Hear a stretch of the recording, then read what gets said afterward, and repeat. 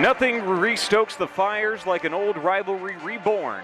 For the first time in 11 years, Murray State is making a trip to EA Diddle Arena to face their old OVC foe, the WKU Hilltoppers. Welcome inside the broadcast booth on ESPN Plus. I'm Riley Chestnut with Hilltopper Hall of Famer Craig McCormick. And Mr. McCormick, you played the last 4 years that Murray State and WKU were OVC rivals, so to see them put each other on the non-conference schedule means what for you? This is a rivalry that has a lot of history, to say the least. But Western departed the OVC back in 1982, and so it's good to have this rivalry restoked. In the spirit of the great big that Craig McCormick was during his Hilltopper career, today's two players to watch are two of the biggest presences on the court, starting with Murray State's big, the do-it-all hard worker, Nick Ellington. Yeah, he's got a lot of size to him. We just saw he averages about 10 points a game, gets a couple offensive rebounds per game too. As for the Hilltoppers, you've also got the guy that has been maybe their most consistent and best player, the big man Babacar Faye. He's really improved his game. He's exceeded 20 points a couple times this year. He's really understanding the flow of the game much better. It's going to be a great battle between those two that could be the ultimate difference in what is now the 154th meeting all-time between these two longtime regional rivals, with the Hilltoppers having a chance to get their 100th win against Murray State. I'm sure this home Hilltopper fan base would really like to see that.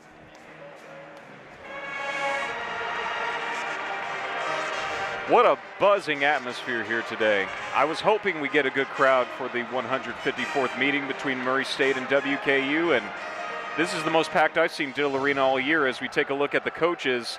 Second time around is the charm, and Steve Prohm might have his best team yet since he returned to Murray State. Yeah, his first couple years just really struggled with getting the right players, but he's picked it up in his third year. Certainly had a lot of success, 139 wins at Murray State. And then Hank Plona, who's trying to carve out his own legacy in his first season as the Hilltopper head coach. He was an assistant coach under Coach Steve Lutz, who went on to Oklahoma State last year. And Hank just brings a similar style, but I think it's a unique style because he likes to play up and down. The tip is sent up, and Murray State wins it. The two men jumping in that circle, Babacar Faye, Nick Ellington, the bigs tonight, and our players to watch as we get this 154th US 68 battle underway. Milton driving. Passes it off to Ellington, whose floater is topped off, and there is the first bucket for Murray State. Yeah, Bayless got mismatched with him, trying to guard the big guy inside, and he just did a good job rolling and finding the open spot. Both teams love to play aggressive man-to-man defense, so this could be a real war of attrition between two squads that know how to create contact. Off platform, Bayless's floater falls in. Oh my goodness! He hit that off 1 foot fading right. Yeah, sometimes you get the luck of the draw at home. Jacoby Wood, third-year racer, fifth-year player, formerly with Belmont, who is also a rival in the MVC with Murray, as well as their old stop in the OVC. Ferguson driving in, kicks it out. Nice swing around. Three ball from Milton, too strong. Rebound sealed off. Here come the Hilltoppers. Don McHenry, leading scorer for WKU, a top 10 scorer in 2 seasons on the Hill. Yeah, last year he really got caught playing the point position, which was unnatural for him, and it took him a while to adjust to being a playmaker, but his big attribute is scoring ability. Hilltoppers initiate the half-court pressure. Milton breaks it. Terrence Harcum, a former App State Mountaineer who was a part of their 27-win team last year that made it to the NIT as Sun Belt champs. He's a big-time transfer in this starting lineup for Murray State that features 2 returners. Wood, one of them, Ellington, the other. Both all preseason MVC as Wood's 3 balls. Misses to the left, and Marshall gets another board. You mentioned about Coach Steve Prohm, and we talked about struggle the first couple years. Part of that was them being in a new conference. For the first time since 1948, Murray State changed league addresses after spending 74 years as a charter member in the Ohio Valley Conference, as we have a timeout on the floor, and it looks like we'll take one with it. Correction, we'll stay here. They want to hear more of your stories, Craig, because you were a part of 2 WKU teams that beat Murray State in back-to-back OVC tournament finals to make it to the NCAA. Yeah, my sophomore year in 1980, we played on the road down there last game of the season, and Tony Wilson hit a bank shot to let Western prevail in that win. And then there's another solid win in 1982 here in Diddle Arena, where it was unusual. We played a zone defense that time and held Murray State to 44 points, and they were typically a team that was 80 plus, and so that was a pretty strong effort by the Hilltoppers back in those days. Must be having some serious flashbacks, Craig, because Murray State rolls into this one averaging nearly 80 points a game on the strength of their three-point efficiency. Yes. Phi gets the count beaten with Ellington on his back. McHenry, guarded by Harcum, the former Mountaineer. Hedge comes, Phi gets the feed, and he goes to the rack. That's part of Phi's improvement this year, is understanding the game better. Did a great job on the roll, slipping to the basket. Both these teams are heavy on the ball screen. It's a big feature of their game, and Nick Ellington, the physical guy you see fighting with Marshall down low, he's a big facilitator as their best screener. Yeah, he comes out high. We see him trying to get Lander off, and gets a mismatch on that roll too. And Harcum, he can separate, step back, and hit a three. He averages a 41% clip, so you got to stay on him when you're out on the perimeter. And part of that, you go back to that was set up by Ellington coming out and having a heavy screen. Watching their last win versus SEMO, which was part of 2 wins at home, including in their Valley opener against Evansville, a team the Hilltoppers beat up at the Ford Center last Saturday, as Harcum drives and kicks. Ferguson, a transfer, takes the drive in, floats it up, and rolls it home. This is high-flying offense right now, Craig, between 2 teams that average nearly 80. Well, Ferguson had the size he had the mismatch, and McHenry trying to do it, and just that size getting into the lane is hard to stop. This is a Murray State team that loves to create contact as Bayless goes off platform, hits another wild shot. If you're 2 for 2 from, floaters, keep it up. Keep it up. The joke with Braxton Bayless, he takes more shots off balance than he does on his feet. But it seems to be working for him right now as Ellington kicks it. Milton fires. Rolls the 3 ball off, and Marshall gets his 3rd board and hustles. Phi, misconnection. And Ferguson cleans up the mess for Murray State. Right idea, just a little bit too high. If he had landed that alley-oop, this place would have gone insane, Craig. Speaking about Marshall's done a good job really going to the boards hard. Network break, we'll take it with them as we are at a 10-7 score. Hilltoppers lead in the 154th battle against Murray State on ESPN+.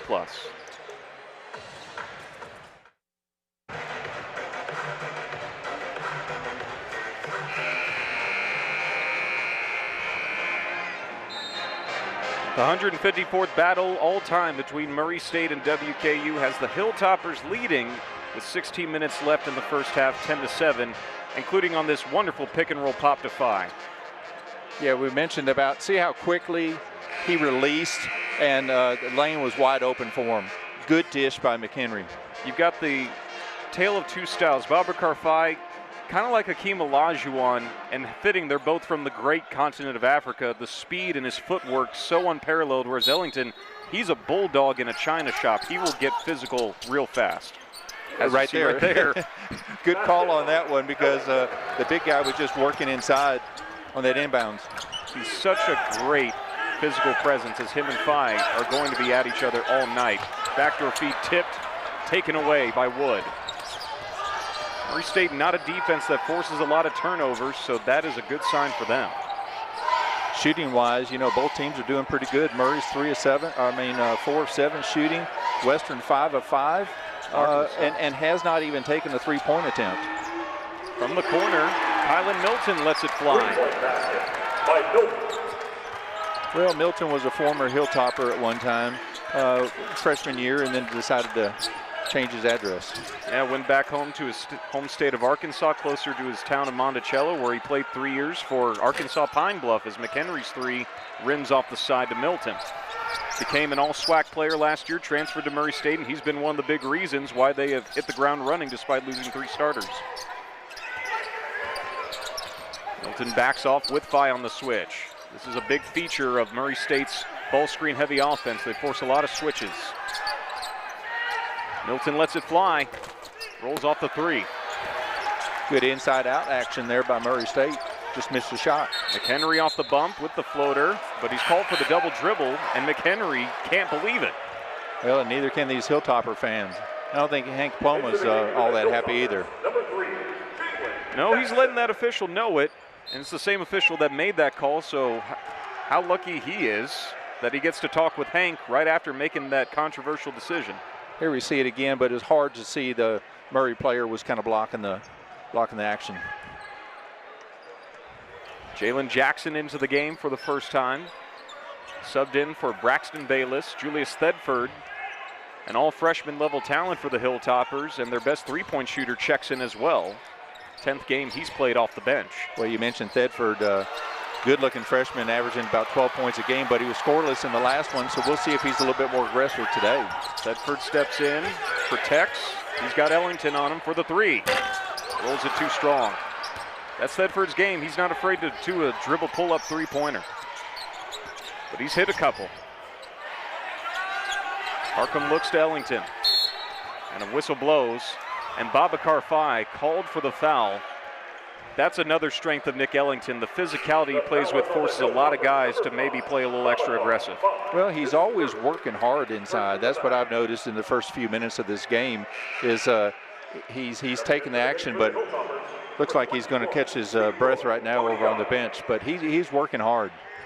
Two key subs for Murray State check in, Alden Applewhite and Kyron Lindsey. Lindsey played at Texas Tech last year, started 8 games as a freshman for Georgia, and he's come in and played some great defensive minutes off the bench to keep their A-train rolling as he backs down strong. Well, 2 new inside players, Lindsey for Murray. You know, they continue to look for the post-up player inside. Hilltoppers sub in another key reserve, Leroy Odiaye. Former Old Dominion players. McHenry tries the three and misses. Western's kind of relying on the three-point shot in the last few possessions after not taking any in the first 5 shots. Jackson fouled by, Wood fouled by Jackson. Jackson fouled out of the last game versus Tennessee State, and at times that's been his biggest bugaboo. Yeah, you know, this Hilltopper squad was really expecting a lot out of him last year. He had a foot injury that kept him from playing last year. I think he's still working his way back into being off for a year. So Jacoby Wood at the line for Murray. His first free throw cashes in line. Jacoby Wood, he can score from any point of the court. He relies heavily on the three, but he's a solid shooter all around, 75% at the line, averaging a career-high 14 points a game. So Wood with the breath as he joins the scoring column. Swishes both and pushes Murray State's 9-0 run into full effect. Yep. And Western substituted Christian Lander came into the game, and he's a streaky three-point shooter for the Hilltoppers, but was 5 of 7 in his last outing. Thedford with the pull-up over Harcum, flat. Murray State seals the rebound off, and Applewhite saves it in. Ferguson slows the roll down and brings it up for the Racers against Jackson. Knocks him off, and that is a shove. Pretty well called. It was pretty obvious, wasn't it? He thought just because Jalen Jackson has a penchant for playing aggressively that he could work him and get a foul call against him, but that was pretty errant. He kind of got away with the first bump, and then the second bump is what caught him. He really extended that arm out pretty good. Mistake there by A.J. Ferguson. Houston, Texas native. Former rival of Murray State, who transferred from Southern Illinois after 2 years with the Salukis, as Marshall's floater is offline. Good defense by Applewhite. This Murray State team only plays about 3 deep into their bench, but every guy understands their role and fills it as Wood's 3 ball rolls off. Had a good look coming off of that brief screen up top. Here comes Jackson. Cut off by Lindsey, good help. Now Jackson backs off, goes to Lander, and the ball ricochets off the hand of Applewhite. Stays with the Hilltoppers. Well, you've talked about it. You know, Murray State's really active with their hands. Hands and feet. They really position themselves defensively really well.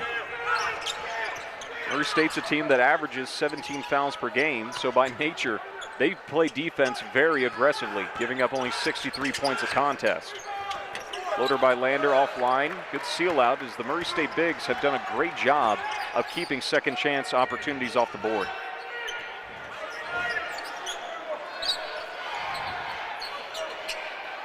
Applewhite protects, looks to Lindsay. Lindsay tries to pull up as a whistle blows. There's a foul. Foul on the inside cut against Marshall, I guess. Hank Plona asking one of the officials, what are they looking at, as we have reached the media timeout. 11:59 to go. Hank Plona not happy, as Marshall's gone on a 9-0 run to go up 16-10 over the last 4 minutes. Hilltoppers need to find an answer on ESPN+. Welcome back, everybody. Yeah, we're going to get a quick explanation here from the referee. Go ahead, Ryan. The officials were coming over because they were discussing a matter of opinion after the last sequence.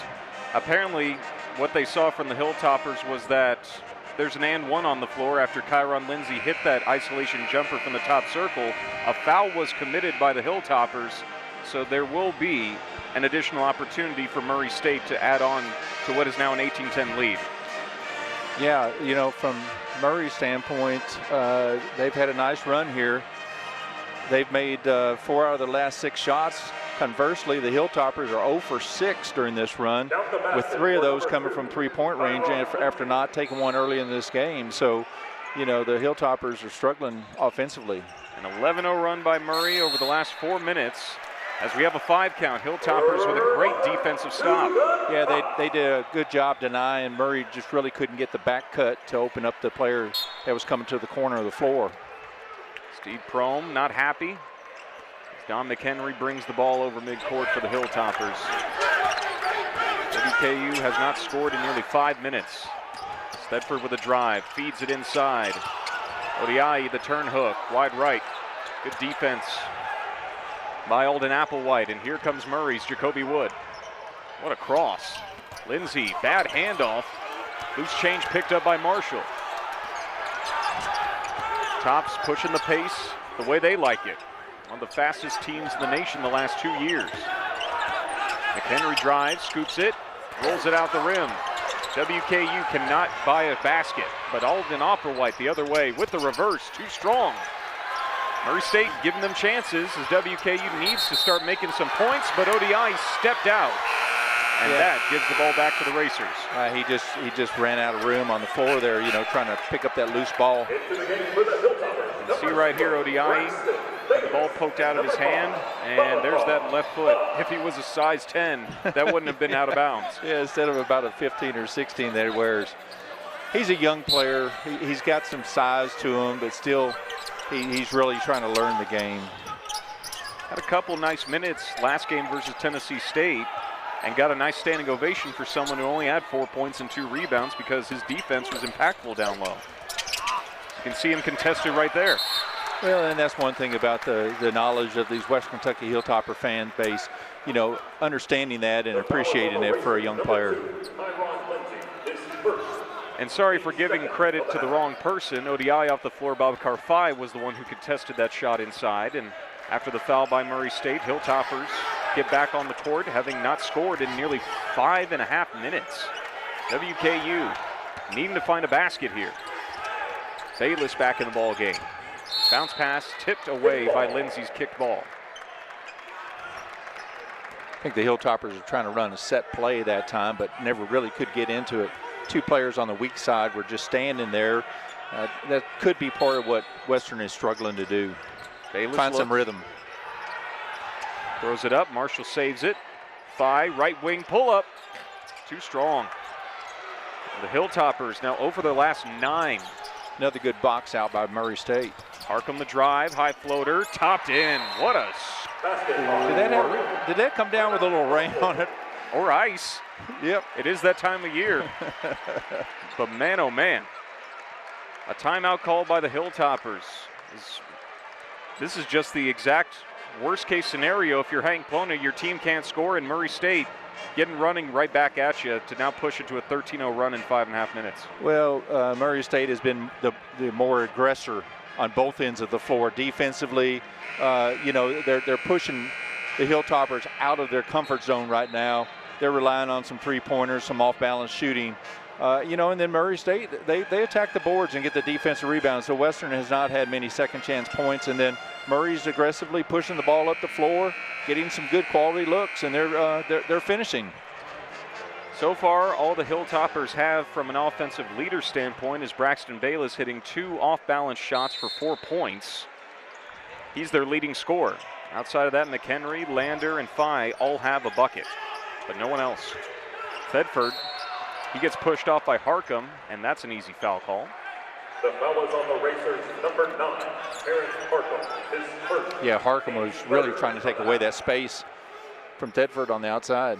Wasn't going to give him much room. And once again, here's Murray playing very aggressively on the perimeter. Tyron Lindsay, former Power 5 player whose first 2 years watches Thedford pull up for 3 and short scrape it. Shot just didn't look clean off his hand, and Murray State with another great box out. Dribble saved by Applewhite. Marshall right on him. Hilltoppers having to work hard with little room for error, having gone nearly 7 minutes without a score. Lindsay, pull up, got it. Basketball. So apparently Kyron Lindsay's got a little jump shot to him. Well, that was just a nice, controlled, good-looking shot from the elbow. Floater by Thedford offline, but the tip in by Phi breaks the Hilltoppers' nearly 7-minute scoring drought. Quite a play by Phi there, coming around on the weak side of the basket and almost tipping it in from his backside. That's the first offensive rebound of the game, and it took over half of the first half to get it there. Don't see that very often as Lindsay's floater is short and the rebound's tipped to Marshall. Yeah, it wasn't your conventional offensive rebound either, but it led to the score. Oh, Thedford giving a lane, and he blows the dunk as Phi's hook shot misses. He gets the board back and is fouled on the way up by Lindsay. Good work by Babacar Phi to save what could have been a blooper reel. Yeah, I mean, the lane just opened up for Thedford, but, after that last time out, it looks like Hank Pona's team is coming out being a little bit more aggressive. I can see it on both ends of the, especially on the defensive end. That's where they want to get it started, let it carry over into the offensive end. Now Babacar Phi settles in at the foul line where he shot 81% this year. And the first one rattles home. He's really improved. I mean, 81% for a big guy. You take that anytime. A career year in any regard for Babacar Phi, shooting very well in every single category. Field goal percentage, three-point percentage. He's never shot and made this many threes before, 5 of 12 this season. And at the foul line, that's really been a big story for Babacar Phi as well. Yeah, having that inside-out presence has really brought a lot out into his game. Nails both. And the Hilltoppers applying a little backcourt pressure off that made foul shot. Trying to see if they can get this veteran Murray State team, which may not have a lot of time together, but has a lot of D1 experience. When it comes to D1 years of average service, Murray State is 21st in the country, so they got a lot of guys that have played at the highest level before and have done it for a long time, including Wood, the 5th year. Well, with this transfer portal, you can add a couple key pieces to your team and really make a difference in how you're going to perform. Wood's floater, well defended, but Ellington loses the offensive board. Good swipe. Bayless on the other end. Keeps it. McHenry, Lander, fakes and drives. Kicks it across. Marshall. Too strong. 3-ball off, and Phi tips it to Morgan. Once again, Phi being around the offensive glass. That's the 3rd time for the Hilltoppers that he's been active underneath on the boards. WKU ice cold, 6 of 20 shooting. All 6 threes have been missed. Milton out front with Lander. Takes him on a spin and stops. Wood hesitates. Shot clock down to 5. Wood the screen. Into Ellington. Stripped up the middle. And that ball out of bounds with 1 second on the shot clock. Good weak side defense that time by the Hilltoppers because, once again, good slip by Ellington. He comes out, sets that hard screen. WKU down at home to Murray State by 8, but starting to build some momentum. Murray State, the dominant force so far, holding the Hilltoppers to 1 make in their last 15 shots, but WKU, Craig McCormick, is staying alive because of the hard work put together by their big man, Babacar Faye. Yeah, this broke the scoring drought for the Hilltoppers with this nice unconventional tip in, but just being active, long arms. Very active. Babacar Faye, a force to be reckoned with this season, and stepping up right now for the team that is searching for anyone to come up and be the hero that Babacar Faye has so far been. No doubt. You know, what I'm sure Hank Plona, Western's coach, is looking for some answers right now of who's going to step up and lead this team. Wood with the inbound, floats it in the middle, and Ellington catches the lob to beat the shot clock, which was at 1 second to spare. Say the least, Coach Prohm did a good job of drawing that one up in the timeout. Yes, he did, as McHenry is fouled on the floater, and he wants an and one continuation for goaltending by Ellington. Don McHenry being told the officials will give him 2 free throws and say that shot was not on the way down. No, I don't think I don't either. it was. Yeah, good job by Ellington. You know, catching it way before the peak. So Don McHenry goes to the free throw line where the Hilltoppers can exploit Murray State with how short their bench is. You know, that time Don McHenry actually was trying to drive to his right. He's a left-handed player, and most of the time he is driving to his left. So that was kind of an off-sequence thing for McHenry, driving to his right and getting 2 foul shots for it. So the Hilltoppers, who are 1 for their last 15, have gotten a couple of points at the foul line on back-to-back trips by Babacar Faye and Don McHenry, where both land 2 shots. Murray State quickly back the other way with Morgan slipping inside and missing the scoop. Here comes Landers. The Hilltoppers look to push with numbers. McHenry, extra pass to Bayless. Missed 3 ball when it looked very good for Bayless. Well, it just wasn't an off-balance shot. You know, we talked earlier that he made his first 2 on some off-balance shots, but that one he had a nice, clean look. Murray State tips the rebound out, so the Hilltoppers get a rare second chance in this possession. Landers stepping out for 3. Shorts it. Marshall, the offensive board over Harcum, puts it up, misses. Tip-in not there. The Hilltoppers are just playing with the lid on the rim right now. Yeah, Marshall did a good job. He took advantage of the mismatch inside with the shorter player, but just couldn't finish for the points.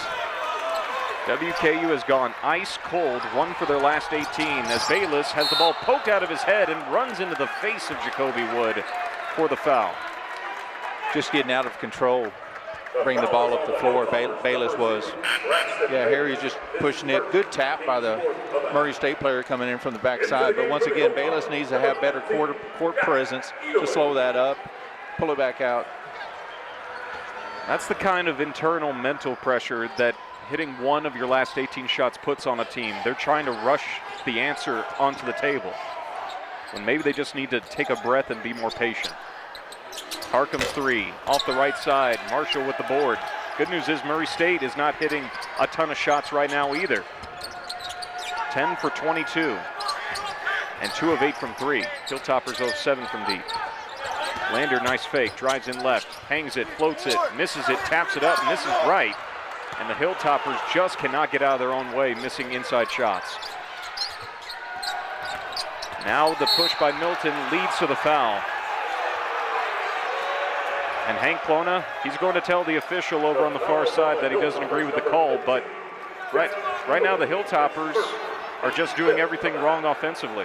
Yeah, Milton, nice drive to the basket. Looked like Edlin, you know, Edlin just couldn't stay up with him. Gave him the crease on the inside. Was it on Edlin or was it on Faye on the inside, that last foul? Looks like it was on Edlin. Yeah. So first foul on Jack Edlin sends former Hilltopper Kylan Milton to the line. And he nails it. Bet you when he started his career, he never thought he'd be receiving heckles at the foul line here. No. You know, he came in with a lot of aspiration out of Arkansas, but didn't get much playing time that first year, got disappointed and moved on. Played 3 years for Arkansas Pine Bluff, closer to home, and last year was an all-SWAC player who had 3 straight years averaging double figures. You can see why. He's really added a lot of strength inside. I think he's grown some since he was here at Western. McHenry's 3 from the top is fouled. Great job there by McHenry to exasperate and exaggerate the contact with Harcum, who gives away a pretty dumb foul, if I'm being honest. His second, team 6 of the half. But it's also a very savvy play by Don McHenry to work the contact out front. This is really where all the offense for the Hilltoppers has been for the latter portion of this second half. It's been at the foul line, and McHenry already 2 for 2. Hits his third. Well, you mentioned earlier there, Riley, about Murray averaging 17 fouls a game. They've got 6 now, so next one will put Hilltoppers in a bonus situation. McHenry ices the second free throw. He's got one more coming. A.J. Ferguson checks in for Terrence Harcum, who exits with a couple fouls. So Harcum in foul trouble. 6 minutes left in the half. McHenry nails all 3 free throws. He's 5 for 5. And the Hilltoppers close the gap to 7. As Murray State still holds the lead, and the Hilltoppers apply backcourt pressure. Yeah, that's pretty good by McHenry. He's only taken, coming in this game, he only took 21 foul shots and already has 5 in this one. Definitely an asset to have when he gets to the foul line. He's got a very good shooting touch. But the Hilltoppers need a shooting touch everywhere else. They're 0 for their last 7, 1 for their last 19. Well, they need some continuous shooting touch, don't they? Yes, they do. Ferguson, the fake, driving in, floater off the right side, puts it back up, misses, rebound tapped off the board by Ellington, and Edelin covers it. Here come the Hilltoppers, searching for life. McHenry's 3. Off the left side, too strong. And Murray State with Ferguson running, cleared for the slam dunk. Well, McHenry got caught standing there looking at his shot that was really errant and didn't provide backcourt protection. McHenry settling, driving inside. Shot ricochets to Phi. He goes into Ellington, bumps him, takes the hook, and hits. Nice strong finish for Babacar. Oh, yes. He just really took his time, got his feet settled up underneath him, and was able to deliver with the left hand. That's just a sign of part of the improvement that he's had this year. Babacar Phi with only the second field goal for the Hilltoppers in their last 11 shots. Brings it to within 7 as we approach under 5 minutes left in the first half. Well, and he's had both of them. Ellington fouled, spinning into a double team. Guilty party looks like it's Enoch Colombe, and the call is against Enoch. Once again, Ellington doing a good job inside there. You know, nice reverse pivot. Trying to take it up and got fouled. But, you know, he just continues to work hard in there. That's what I've been impressed with, is he works hard offensively, draws the attention. Sometimes he gets it inside, and he does a good job kicking it back out or reversing the ball. Good inside-out action by him. Morgan goes to Wood. Wood backs off on the switch with Phi, takes him for a 3, and nails it. Jacoby Wood in space with a big man, knows what to do. Good-looking shot. Very good-looking shot. He's a guy that averages 36% over a 5-year college career from Divas. Lander's spin move comes with the goaltend from Ellington. That was clear. Yeah, now that one he got caught. But nice spin move by Christian Lander, taking it inside where he's been more active driving to the basket this year. Yeah, here's the presence by Ellington again. Good help side, but just didn't get there soon enough. Milton guarded by Colombe, who's a steady defender. Milton on the switch with Thedford, takes the shot, rolls it off the rim. Good defense by Thedford. Here come the Hilltoppers. Thedford up ahead, knocked into Morgan, and it's a blocking foul. Well, you got to give the player enough room to be able to turn and come down. Morgan didn't do that. Morgan not happy with it, but we are ready for another media timeout. Murray State up 8 in the 154th meeting all time with WKU. We'll be right back here on ESPN+.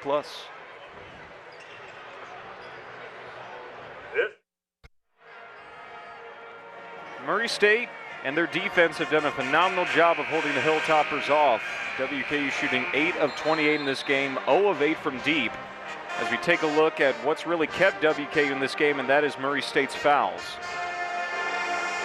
And that's one thing coming into the year, this Western Kentucky ball club, they really didn't have any consistent three-point shooters to start the year. And surprisingly, they've had some games where they've made 10 or better from three-point line, but tonight they are really, really struggling.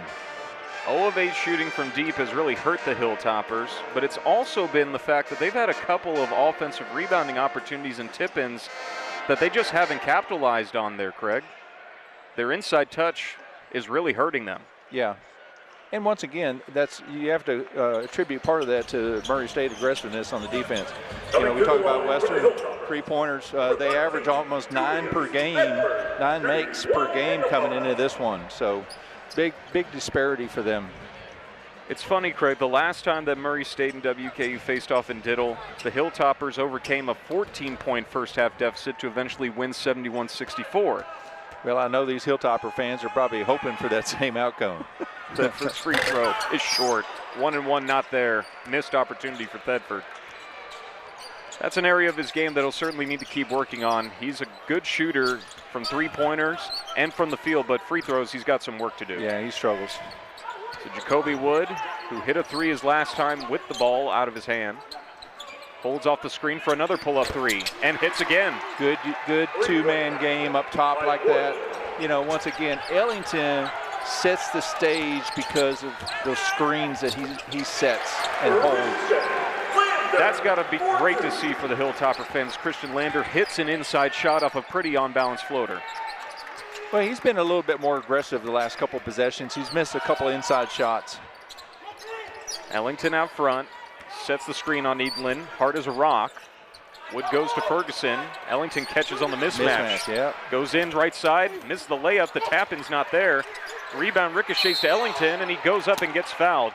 When you're as aggressive as Nick Ellington, the ball just naturally comes to you. Yeah, well, Murray State did a good job there.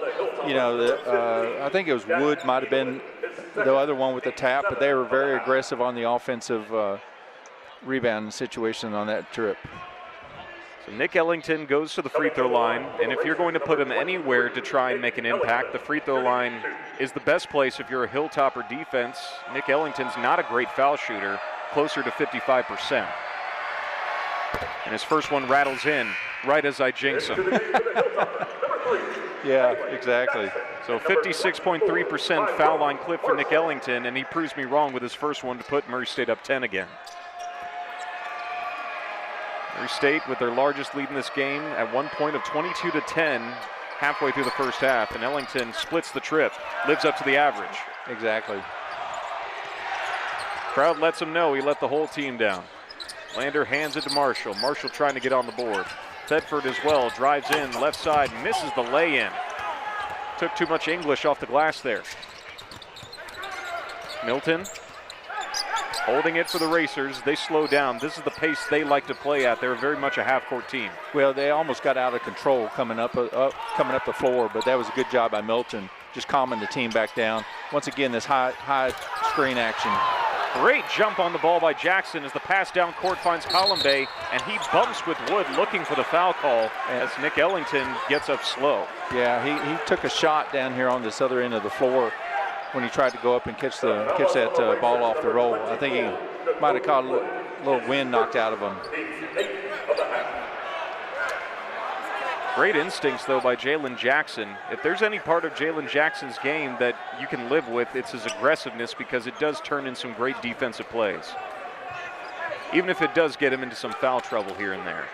You don't want him to lose that edge because he's very vital for the defense of the Hilltoppers. Yeah, very quick player. Guy that's been in college basketball for 6 years, so he's seen a lot, he's been everywhere, and he's played for a lot of winning teams. So the referee threw the ball to him too quick. I'm wondering what's going on. Jackson is too. Coach Prom's over here talking to one of the referees on the far side, trying to ask for a little clarification, but I don't understand why. Hank Plona, he's irate. He's telling the officials to hurry it up.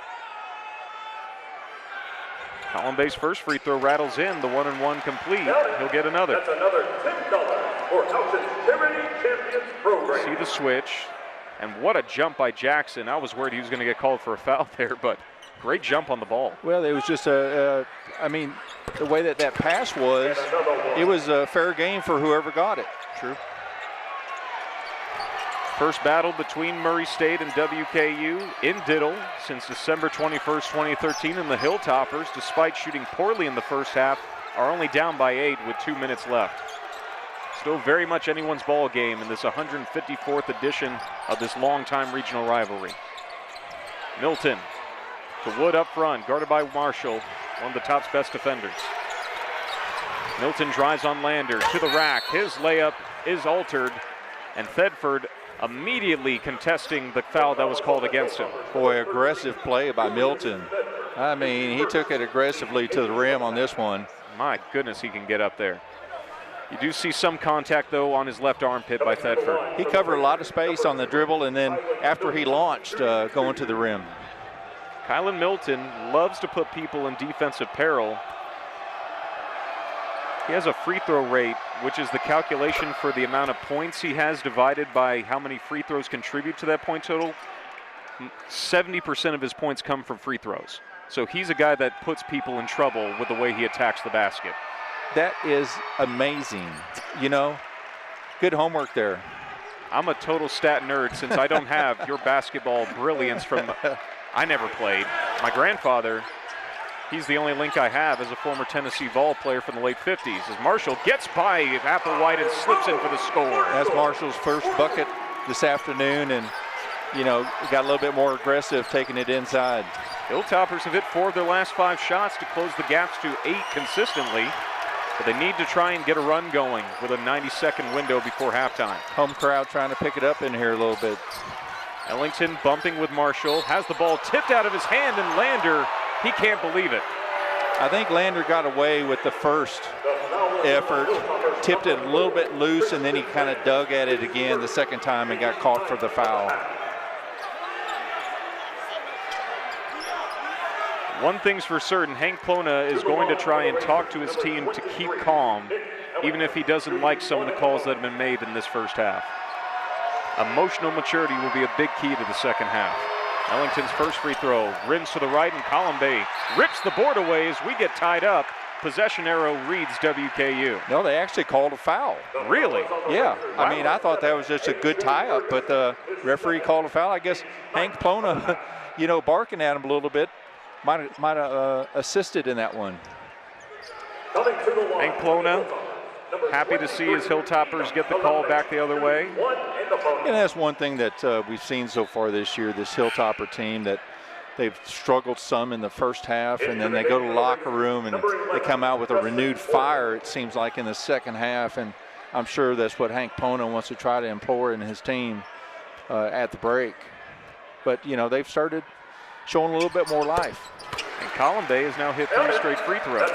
You know, and part of that is they really have done a good job of getting to the free throw line in the last 9 minutes, 10 minutes, because they've struggled so much from making conventional field goal shots.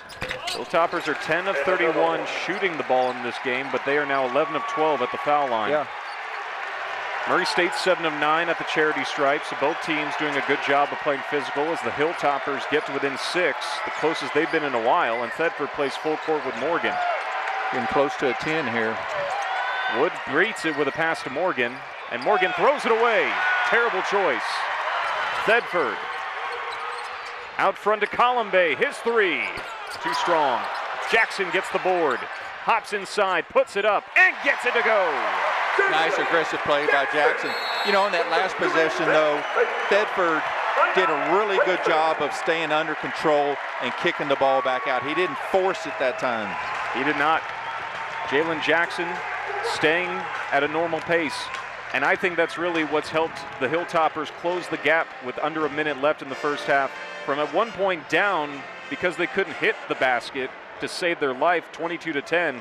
Now WKU has gotten a couple of inside touches to go their way, and they are being more aggressive to get foul shots. Well, probably the field goal makes that they've had in the last, since that run, has come on the offensive rebounding side of it. You know, if you think about it, Riley. And then outside of that, we talked about the success that they've had of getting to the foul line. Murray State has hit 13 of their 29 shots, 4 of their 10 threes. Looking at the leading scorers, Christian Lander, all 6 shots, leads the Hilltoppers with 6 points. Or correction, Don McHenry, 1 of 6 shooting, 7 points, 5 of 5 at the foul line, where the Hilltoppers are 11 of 12 from the charity stripe in this first half. Once again, we're going to see this backcourt pressure that Western's trying to pick up. It's really helped as the Hilltoppers Getting that last offensive basket off Jackson's second chance after Marshall got the steal to help this Hilltopper team go on a 6-0 run in the last 50 seconds. And a timeout just burned by Murray State. Good closeouts by Callum Bay and Lander on the wing positions trying to come up and get the ball. The Hilltoppers are taking the identity of their fiery head coach Hank Plona because they have turned up the heat on Murray State. Yes, they have. And, you know, you made the comment earlier, part of that is Jackson being in the game. He's a disruptor on the defensive end with his quickness and aggressiveness, and I think that has kind of bled over a little bit to some of his other teammates that are in there. But he's also, Hank Plona has mixed up this lineup, trying to find that mix to help jumpstart his team. And what a statement it is that Julius Thedford, who hasn't had a point in his last 3 halves of play, he's out on the floor right now because of the energy he brings as well defensively. Marshall out there, Lander out there, Enoch Colombe as well, as Wood moves around the baseline, gives the ball to Milton, who inbounds it to Applewhite, and Murray State breaking slowly out of the press. Milton brings it up. Coach Prom went to a little different situation on that inbounds pass with one of his players stepping out of bounds and throwing it from side to side just to create something different. Ellington stretching out and scoring on the nice hanger in the inside part of the paint. Boy, what a good job he does on the slip there. Sets a hard screen and then rolls. Was able to use his left hand, finish strong. Hilltoppers roll the ball to save some clock. Down 6, knocking on the door. If they can land a 3, it will be the closest they've been since this lead got to at one point 22-10 Murray State. Are they still 0 from 3? 0 for 9. Yep. Hilltoppers will likely hold for the final shot. Let's see if it's a 3 ball. Jackson driving, bumping, floating, missing. And the rebound off of Wood's foot stays with the Hilltoppers as they have 2.2 seconds left to try and cut the score. WKU, do you try an inside score? Do you look for a 3 ball? That could give you momentum heading into halftime. They'll look for Thedford, and his 3 ball's blocked by Ellington. 0.6 remains. Boy, Applewhite got picked off, but once again, the big guy, Ellington, was there to help provide backside defense. So the Hilltoppers with the right corner inbound. Jackson looks. Bounce it off of Wood as the clock goes down to 0.1 second. We might need to see that one adjusted. Looks like the officials are calling for a change to the game clock, which currently reads 1/10 of a second. They'll add 0.2 seconds to it. So now the Hilltoppers might have to go for a play at the rim. They won't, as Marshall's 3 ball misses. Might have been late anyway. Yeah. And characteristic for this Hilltopper club, missing another 3. 0 for 10 in the first half from deep. The Hilltoppers are only down 6 because they've hit 11 of 12 foul shots. So we'll take a break and get halftime on the way.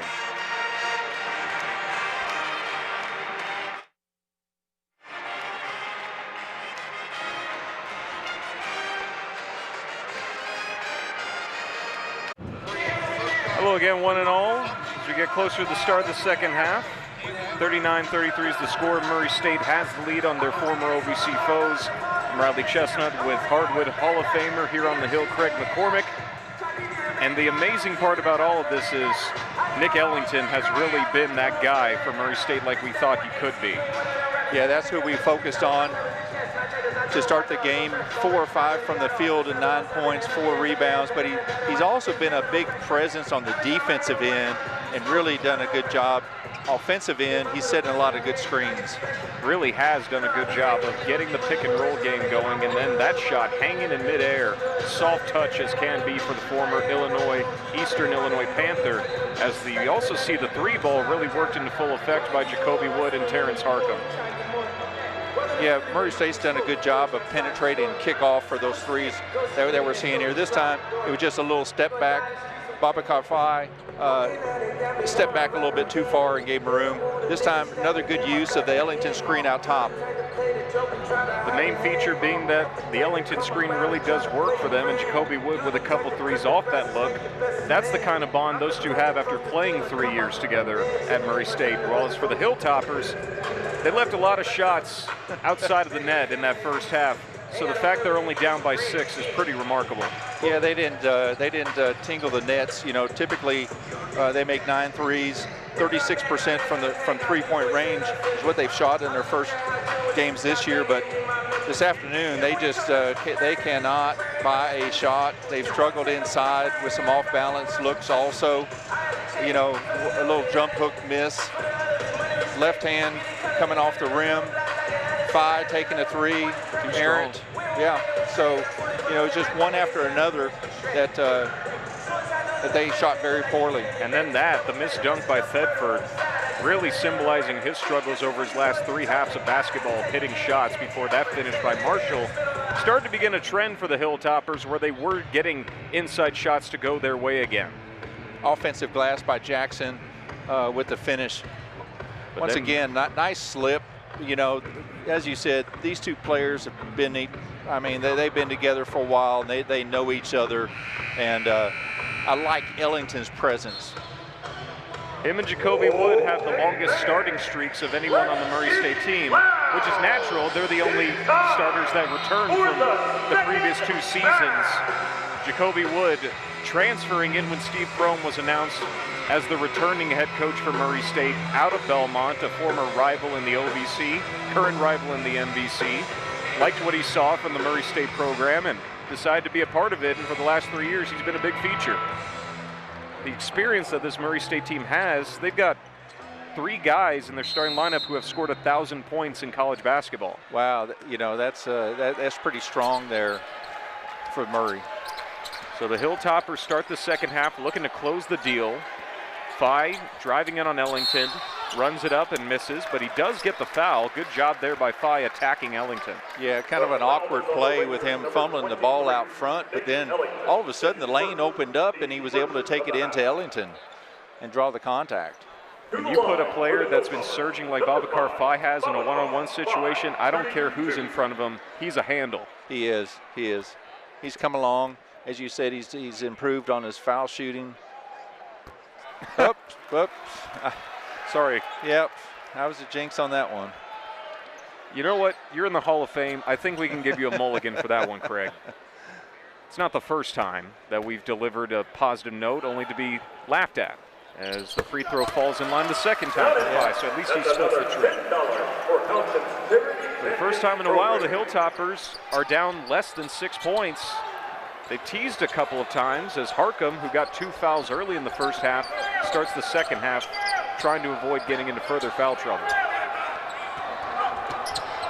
Ellington out front, over to Ferguson.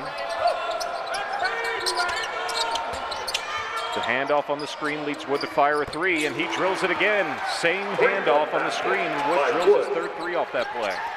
We saw that a couple times in the first half. McHenry lets it fly, and he hits the 3. Within the first 40 seconds, Hilltoppers finally get a 3 to go. That has to feel good for Don McHenry as the Hilltoppers, after 10 misses, land a 3 ball. McHenry had 10 points to lead WKU, and now the turnover. Lander's got a lane. Reverse, too strong, but Phi cleans up the mess. Well, Lander, sometimes he tries to overthink what he's going to shoot. That time he tried to go up and under and spin the ball, but good follow-up. Now the Hilltoppers are only down by 3, the closest margin they've been at since early on in the first half. Ellington holds. Murray State trying to avoid the surge. Ferguson attacking on the switch, inside scoop short. Rebound tipped out by Wu to McHenry. Hilltoppers with a chance. From down by as much as 12. Step back 3 by McHenry. Short. You liked the look. It just wasn't there. Wood works off the screen, lobs it up to Ellington, who misses the jam. Hilltoppers once again want to keep the pace, put the pressure on. McHenry with the offhand, can't get it. Couple poor decisions, I think, that time by McHenry on that 3, and then this one. Ferguson, someone's got to pick up the basketball. Ferguson does. Goes inside, misses the layup, and it's tipped out. 3 by Milton, too strong. And Phi gets the board. I don't see how Ferguson was able to pick up his own loose ball without it being called a walk. Ball swung across where it's intercepted. Hilltoppers making some poor mistakes when they're this close to finally getting back in this game. Yeah, you can't lob a pass that far from one side of the court to the other. Especially with that little velocity. Wood off the handoff. Switched on to Phi. Takes him in.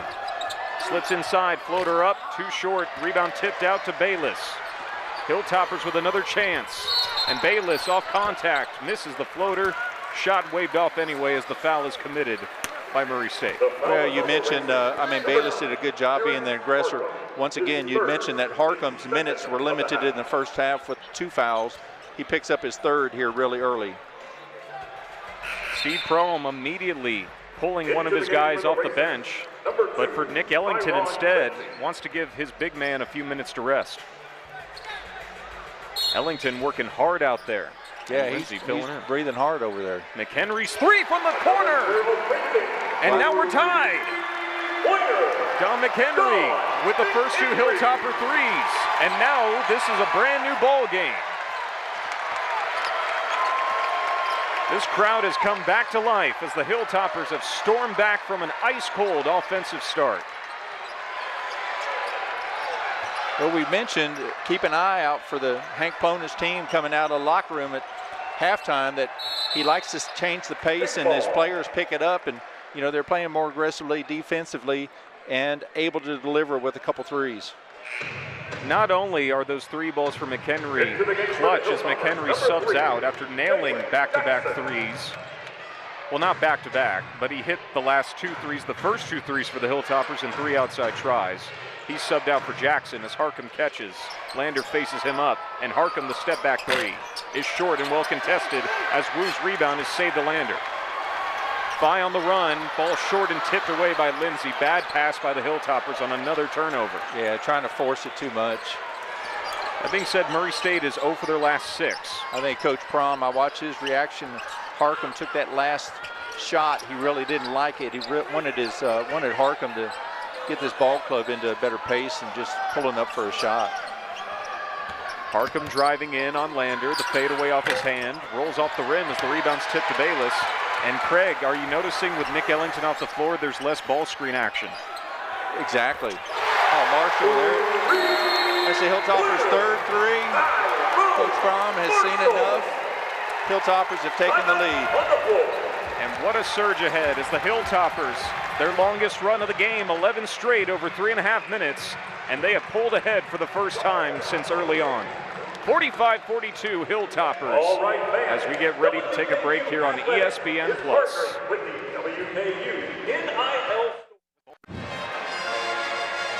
The Hilltoppers, after starting 0 of 10 from 3, have hit all 3 3-pointers in this half. Incredible. Don McHenry with 2 of them, and then this 3 by Wu. Tyrone Marshall gives them their first lead since the early part of the game. Yeah, you can see that the attitude of this Hilltopper squad has changed quite a bit here in the second half. So the Hilltoppers, who were down by as much as a 12-point margin halfway through the first half when it was 22-10 Murray State, now have clawed their way back to take a 45-42 lead. Could this be the second straight visit to Diddle Arena where Murray State loses a double-digit lead in the first half and comes up short? They're trying to prevent that fate from the team that came here on December 21st, 2013. The last time the Racers were in Diddle Arena. Jackson with Wood. Not much screening going on with Ellington off the floor and Lindsey filling his spot, but there's a screen. Better defensive presence by the Hilltoppers. And another miss by Murray State as the rebound gets tipped out by Lindsey. Murray State's 0 for their last 8, Craig, as we get ready for another break on the media timeout. Defense causes that. Hilltoppers up by 3 with 15.5 to go on Murray State here on ESPN+. Good afternoon. Riley Chestnut with Hilltopper Hall of Famer Craig McCormick. The Hilltoppers have held Murray State scoreless for 4 minutes and 4 seconds while carving out 11 straight, and the defense has really done a dandy job. Yeah, they've picked it up, and not only on the defensive end, we're seeing the misses here by Murray State struggling offensively, but they've also pressed the ball on the offensive side of things too. But just very active on the defensive side. One thing of note is that with Nick Ellington off the floor, this Murray State team is having a harder time getting their offense to move fluidly. Yeah, because he left right at about the 17-minute mark, and see if he's back in. He is not. That's surprising. With the way this game has been so gritty and intense, with the Hilltoppers getting 11 foul shots to go out of 12 in the first half, and the inside game that's been so heavily handed over the course of this contest, it's probably wearing on Nick Ellington a bit. As now we see the ball tipped, and the Hilltoppers are really taking over. Yeah, staying here. I don't think it was tipped. It was just an errant pass by Murray State. But on this last possession, Ellington's replacement, Lindsey, is guarding Phi on the inside. And Phi was able to take advantage of that and deliver it with a little short jump hook. Good touch as Lander works off the screen from Phi. Passes it to him as he goes down low to the rim and lays it in again. Phi was just one step ahead every single time on that little hook. Yep, great use of his left hand. Once again, the Hilltoppers deploying this backcourt pressure. And in the driver's seat, they have full control of it. Murray State has not scored in nearly 5 minutes, and the Hilltoppers have scored 15 straight over that same timeline. What was the Hilltoppers drought in the first half? Was it 7 minutes plus? 7 minutes. Yeah. At which point, Murray State rattled off a 15-0 run of their own, I believe. Ball swung around those. The Hilltoppers keep winning the 50-50 for Bayless's triple. He rolls it short, and Lindsey gets the rebound. The Hilltoppers, 15 straight points, lead by 7, as Don McHenry is waiting to sub in with Enoch Colombe for WKU. Wood looks to Harcum. Harcum against Marshall. Shot clock almost to 10. Lindsey, pull-up jumper, quiets the crowd. Basket by Lindsey. Third jumper that Kyron Lindsey's hit from that set position. He's got a nice touch. Yep, he sure does. You know, just took his time. Bayless with the basketball off the Phi screen, rolling to the rim, floater off his hand, tipped, and taken away by Murray State. Good follow there by the Racers. Hilltoppers have made a conscious effort to get the ball into Phi on the last 6-7 possessions. Phi is really breathing hard out there too. Phi with 15 points to lead this contest. Wood in the corner lets it fly and swishes the 3 ball. Three-point basket by Kobe Wood calling his number. Yeah, he wants somebody to call him. That dude is a true basketball. How many threes is that for Wood now? Jacoby Wood, he's at 4 threes, and those are all of his field goals. Wow. He's not afraid to shoot the 3. He's averaging a career high in 3-point attempts this year. Wow. Yeah, he's looked good. This last possession, Lander, he gets a little too aggressive sometimes. That time he extended that arm and caused the contact. Got it called against him. Kylan Milton with a jersey tug from Colombe breaks the press, brings it over the timeline, and slows it down for Murray State to get their half-court set going. Nice dribble drive inside with Ellington back in the ball game as Milton's spinner's not there, and the rebound is shoved off by Ellington out of bounds. Hilltoppers keep the basketball. You mentioned Colombe. What is he, a 6'4" player? Looks like he's about 6'10" with the way that his hairstyle is out there. 6'6". 6'6", yeah. 205 pounds, but he's pure muscle. He is. And he's a real grit and grinder who played at Indian Hills Community College for Hank and followed him here with Don McHenry. Colombe's kind of been a streaky player at times. Offensively, but defensively, he brings a lot of intangibles. Marshall's floater. Hit! Wow!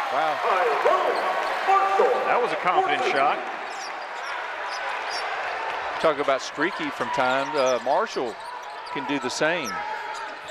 Struggled some in the first half. Made one basket, I think, in the first half, but he's stepped up a little bit more here in the second half. 7 points and 9 rebounds for Tyrone Marshall. As you see the drive by Wood lead to the foul against Jalen Jackson. That's one thing that Marshall's done all year is he's done a great job going to the really rebounding well. And you see Wood, the head down strong drive, using the contact from Jalen Jackson to work the whistle and earn a trip to the foul line that Hank Plona doesn't agree with. Is that kind of a trend? Hank Pona hasn't agreed with too many calls, has he? No, but that's the first time I've seen the official look at him and say, stop. So he's been warned. Wood's first free throw rattles in. Jacoby Wood keeping Murray State in this ball game, where they only trail by 3 because Wood scored 15 points. 4 from deep, well, with 3 free throws. Well, and let's see how this Murray State offensive side of things changes with Ellington back in the game. We'll see if they go back to a lot of that high ball screen action that Ellington creates. Jacoby Wood's got 7 points in the second half of action through the first 8 minutes. Last game versus SEMO in the CFSB Center called the Bank, Wood had 20 of his 23 post-halftime as well. And now he jumps on it. Murray State with the ball. Only down by 2. Wood taking the drive inside with the right hand. He loses control and the ball goes out off of Thedford. And that brings us to the under 12 media timeout. Murray State, after they had given up a long 13-0 run by the Hilltoppers, has surged back into it, having hit just 2 of their last 12 shots, but only down 2 on ESPN+. Murray State still alive in this contest with WKU after their large lead of 22-10 the first half was chipped away and eventually gave way to a 45-42 run because of Jacoby Wood and his 16 points. Yeah, Wood just really does a good job of taking what's given to him. We see some of these threes that he's delivering. Just really confident player. Jacoby Wood in his last 3 ball games has 60 points. 20 of his 23 last game versus SEMO came in the second half, and he's got 7 second half points already. Crowd wanted an offensive foul on Ellington, but Wood now holds as the shot clock goes to 10, and he drives on Jackson, looks for contact, loses the basketball, and it ricochets right to McHenry. Hilltoppers with a lob, broken up. Saved by Don. Out front, extra pass, Thedford lets it fly. Misses it. Thedford still scoreless in his last 2 games. Ferguson, the hard drive, looking for contact, finds Milton. Looked like he might have walked on that one. He drug that foot, didn't get called. Milton can't find Ellington. Now Ellington resets. 5 with him. Ellington backs him down, spins, puts it up, and scores with the foul. What a power move by Ellington. And the finish with his left hand, too. Nick Ellington is a bear, ladies and gentlemen. Watch this drop step he does here. Just a great job of covering some space with that step. And that's what you want to do. Watch how he uses that left foot to seal off Phi. And that's what gave him the room to get to the rim. Nick Ellington averaging a career-high 63% mark from the floor, working the inside game well to tie it up and now look for the lead. And he gives Murray State the lead back. 52-51 Racers as we approach the halfway point of the second half and the crowd gets loud. Wants to see WKU get their 100th win all time in 154 meetings with Murray State. They're old rivals from OVC days past. Phi going to work, hook shot up and in, answering back. Boy, there was a lot of banging going on inside there between the two. Neither one was backing down, but Phi was able to deliver. The 2 players to watch are stepping up for their team as Babacar Phi goes to 17 points on 7 of 10 shooting. Ellington, how many has he scored here in the second half? Let's see. 9 points. 9 points, yeah. Inside shot, thrown up and in by Ferguson for another and 1. And it might have been on Babacar Phi again. Or Thedford. It looks like they called it against Julius Thedford. What an answer by A.J. Ferguson, the former Saluki. Boy, he had a lot of hang time on that, too. He was able to hold his position in the air and lay it in. That's the thing about this guard troop, especially the 4 starting guards for Murray State. They're so strong, so athletic, that they can make those kinds of ridiculous shots under great duress. Yeah. And the size, you know, they've got good size in those positions. They really do. The experience and the size, it's a lethal combination that the Hilltoppers need to overcome. McHenry in front court for WKU, down by 2. As Murray State's had back-to-back and 1 finishes. Phi on the slip-in. 9 second half points for a game-high 17 as McHenry's 3 is too strong, but Phi gets the board and gets fouled. you know, McHenry had a really good look at that three-point shot, but, you know, I really didn't like that. He bailed out. Bailed out meaning that he was leaning and running the other way as soon as he left the ball. I like to see a player go straight up and down. A lot of times that means that they're better in balance on those outside shots. McHenry inbounding, taking some big breaths. Looks to Phi as the ball is kicked by Jacoby Wood. Meanwhile, bodies being laid out on top of this hardwood, playing like an old rivalry game. Everyone leaving their whole soul out there. Let's take you back. It does. It does. Inbound to Columbus. He's pushed, and that was pretty obvious. Terrence Harcum pushing Enoch Columbus as soon as he caught the inbound. Yeah, got him in the back with a lower shove there. But Hilltoppers did something different on that inbounds play that created the slip for Columbus to get open. Was it because Babacar Phi probably had a couple of racers on his six, or was it something else that you saw? I think what the Hilltoppers did that time, they removed everybody in the paint, and they had them all out on the perimeter, and that's what opened up the paint for Columbine to slip. Took advantage of a slight mismatch with Terrence Harcum, who's only 6'3". Physical guard, though, 205, both him and Columbus, as Harcum exits with his fourth foul. Yeah. But it was one he chose to give away to prevent an inside score for Columbus, who now tries to tie it. Columbus' free throw falls in line, and Enoch Columbus, who is an 85% foul shooter, one guy you don't want to give chances at the line. He's boosted his score to 6 points on the night with all 6 at the foul line, and the Hilltoppers have tied this game at 55.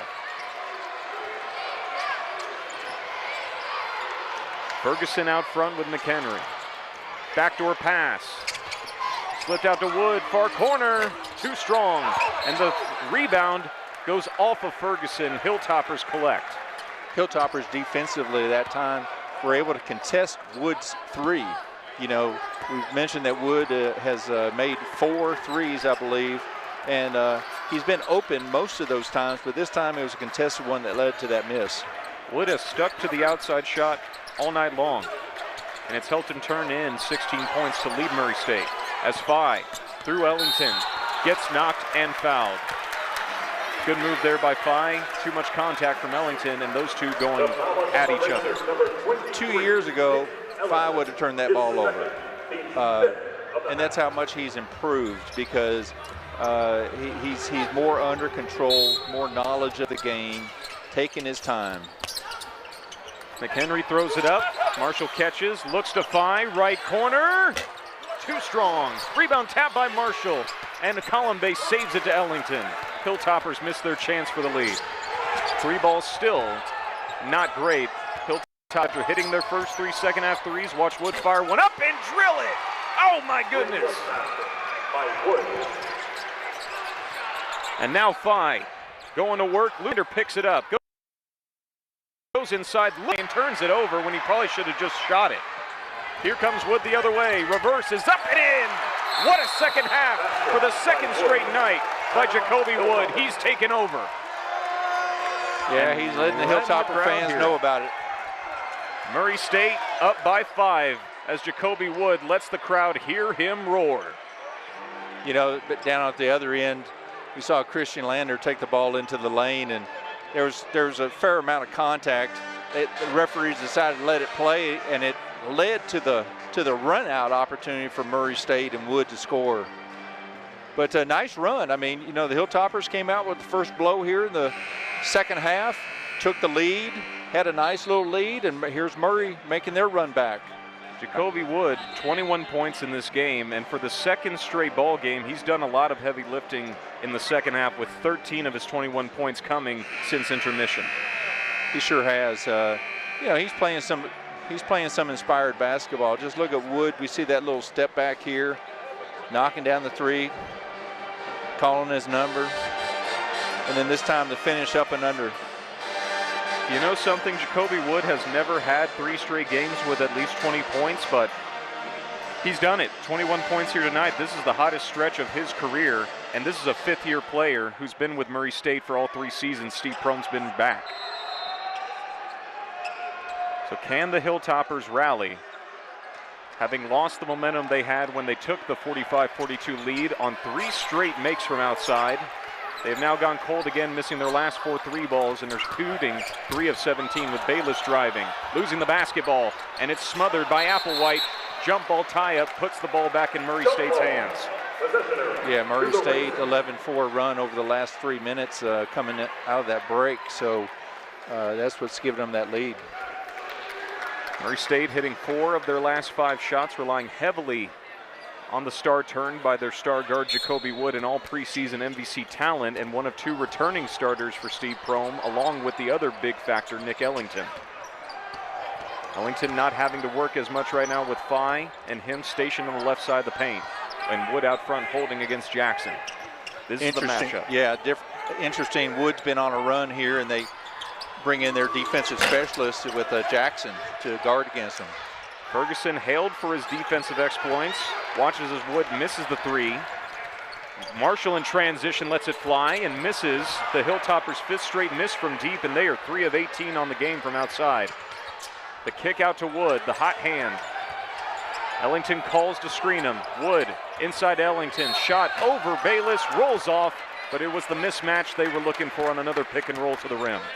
We've seen that one a few different times this afternoon. Under 8 timeout on the floor, Hilltoppers in a fight to the finish. They haven't scored in 2 minutes and are down by 5 to Murray State in the 154th battle between these 2 regional rivals on ESPN+. Welcome back, everybody. Riley Chestnut with Craig McCormick as Murray State has surged ahead, hitting 4 of their last 5 shots, while the Hilltoppers have gone scoreless for 2 minutes. Murray State riding the hot hand of Jacoby Wood as we take a look at the upcoming schedule for the Racers. A return to Valley play in 4 days when they play Indiana State up in Terre Haute. And then they go to Hawaii to play some pretty big name teams before also getting a chance at Nebraska, a team that made the tournament last year. So taking a look now at the Hilltoppers' upcoming schedule, they will do the CUSA WAC Challenge finale when they host Seattle December 17th. And then, look at that non-conference finale, taking a trip to face Dusty May's Michigan Wolverines in Ann Arbor the 29th. Yeah, Michigan really had a tough game the other day against Arkansas, only losing by 2. You know, the Hilltoppers, this is the second of a 4-game homestand for them with Seattle and Kentucky Wesleyan coming up. So they won their first one, and they want to try to get all 4 of these of this game and the upcoming 2. Ellington at the line, and he misses that first free throw pretty badly. It's not a strength of his. He hits 56% of his foul shots this season, is closer to the 50 marker in his career. It's the former Eastern Illinois Panther. Spins the ball, releases it, and misses both free throws. The rebound gets tapped over to Ferguson. What a scramble save by Murray State on the tip drill. Yeah, Applewhite did a good job. You know, if you can't get the rebound yourself, keep it alive, and that's what he did. That's a feature of Alden Applewhite's game that has really picked up this year. His rebounding percentage is pretty high as Wood works the foul, driving to the basket. Wanted the and one so badly, but Wood will get a couple of foul shots. Well, Christian Lander's a good defender for West Kentucky team here, but Wood just kept the pressure on him and created the contact. Jacoby Wood's just a gamer. He lives to play basketball, but he misses that first free throw. Boy, second half that he's had and missing a free opportunity. That's the 3rd straight miss of the line for Murray State. It drops their second half stat line from the charity stripe to 4 of 7. Can Wood break that spell with 21 points? First time in his career he's had 3 straight 20-point games. He does split the trip to put him at 22 on the night. And Murray State ahead by 6 with only 7.5 to go for the Hilltoppers to come back and try and take this game. Bayless off the screen, driving in right side, off the contact, tries to feed Phi. And that ball rolls all the way out to the near left corner where the Hilltoppers do get a break to keep the possession. Yeah, Bayless got himself out of control there. Tried to create something that just wasn't there. And Hilltoppers caught a big break. McHenry inbounds it to Phi. Phi with Lindsay on his back hip. Gets by him, hooks it up, rolls it off the rim, smothers the board, but Lindsay keeps it alive, and Murray State gets back going with Milton. Handoff as Applewhite drives in left side for the scoop. Misses it, but Lindsay taps it in. Uh-oh. Five. Oh, boy. Five's down, holding his knee. Oh, no. I think it looked like a knee that he reached for. Oh, no. This is a code red for the Hilltoppers with Babacar Faye squirming in pain down on the floor. Hopefully maybe it's something that he just tweaked it and not had a more serious injury here. Timeout on the floor. Yeah, it's gotten pretty quiet in here. It has. The season that Babacar Faye has been having, to see him on the floor looking like he's in some serious pain right now, it is a nightmare scenario for every Hilltopper fan inside this arena. But we see Western's trainer out there kind of putting some pressure on that, looks like the right knee for him. Just trying to see what he can, seeing how much pain he is. And he's rolling over there. He's got some pain, that's for sure. The fact that he's having to address the knee area only makes the Hilltopper fans who are watching this game feel even worse about what just happened. Because anytime you see a player grabbing at their knee, automatically you start to think worst case scenario.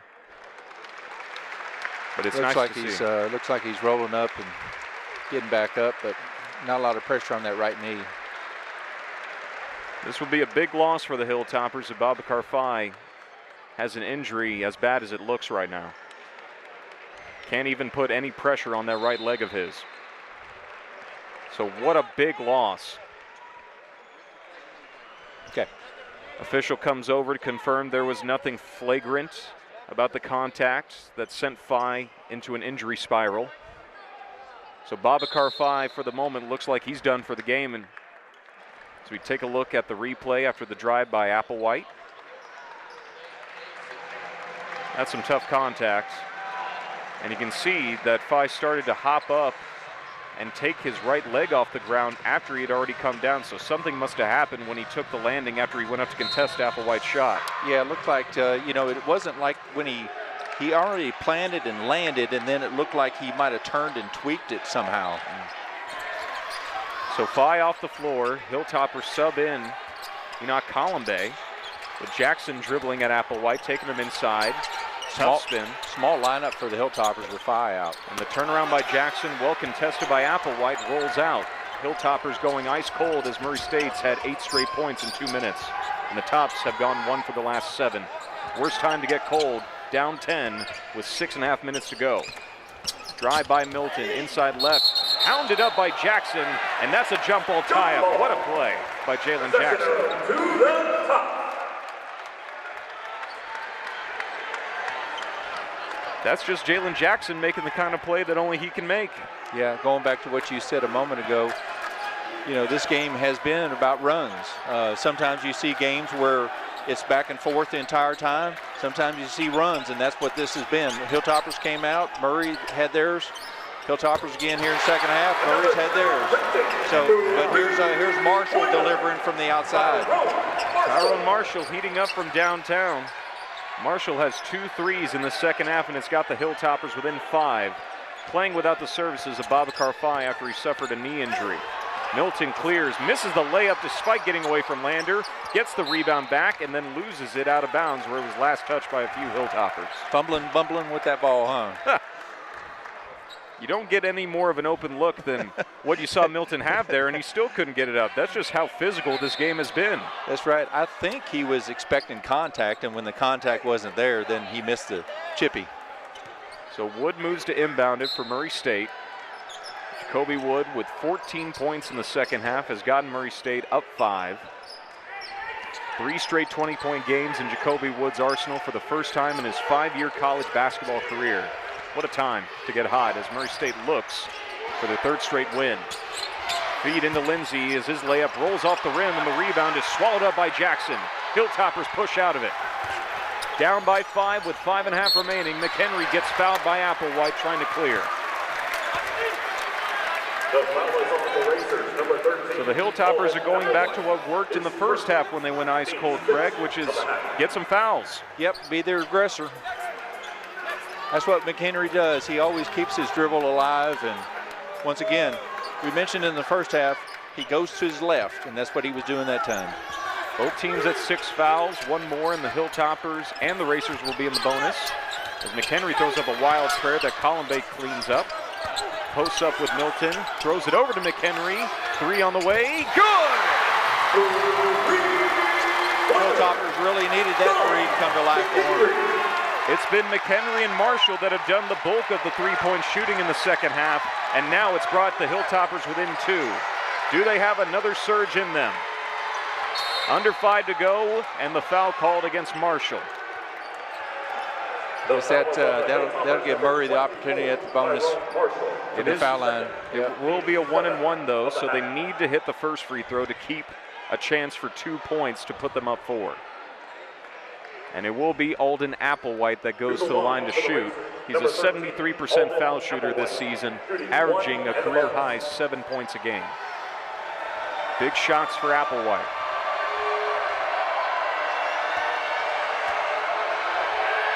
First 1-and-1 goes.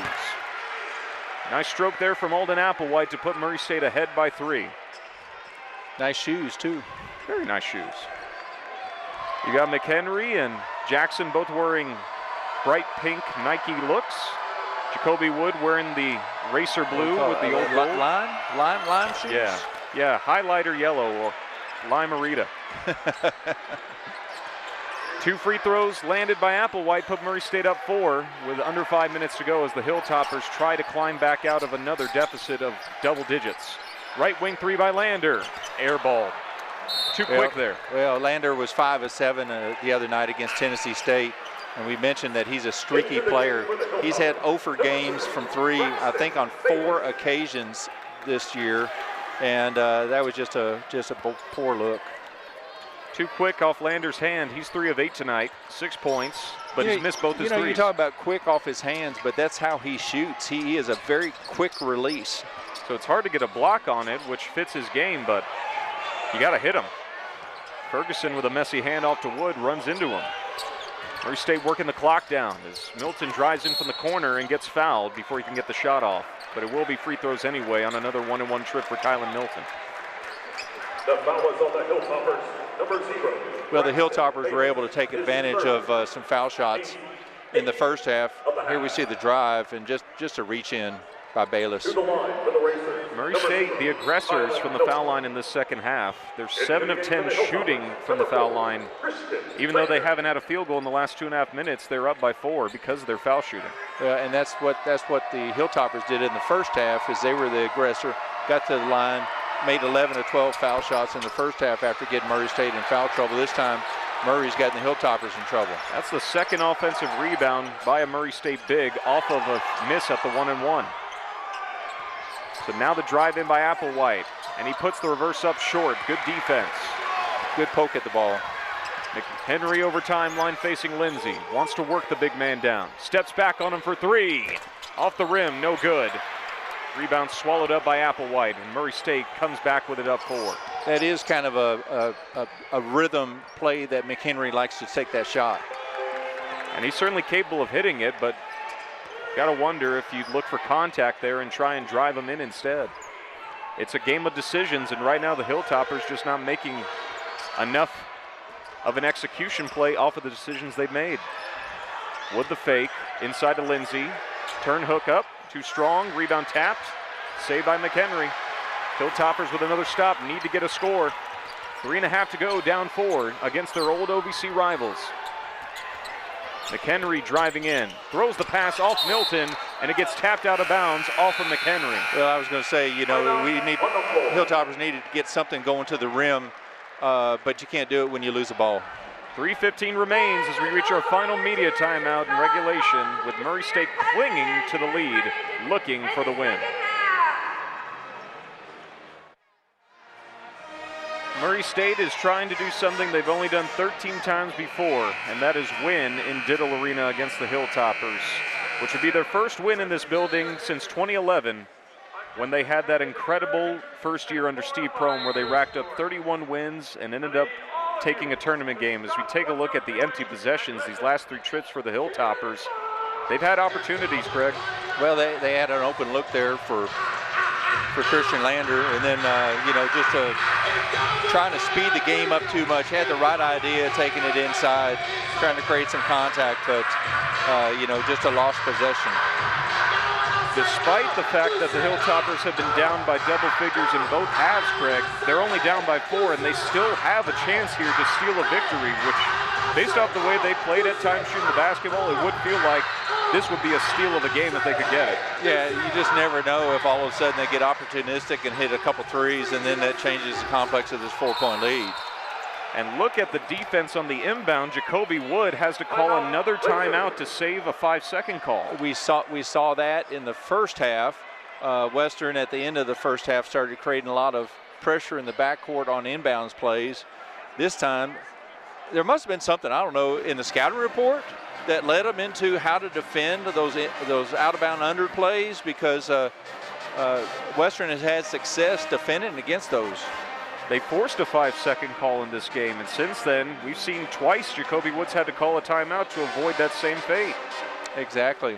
I guess that's the thing. Despite the talent and the experience that roster has, they are a team that lost 3 of their 5 starters from last year. So you got to build some continuity still, and it's only 8 games in. That's true.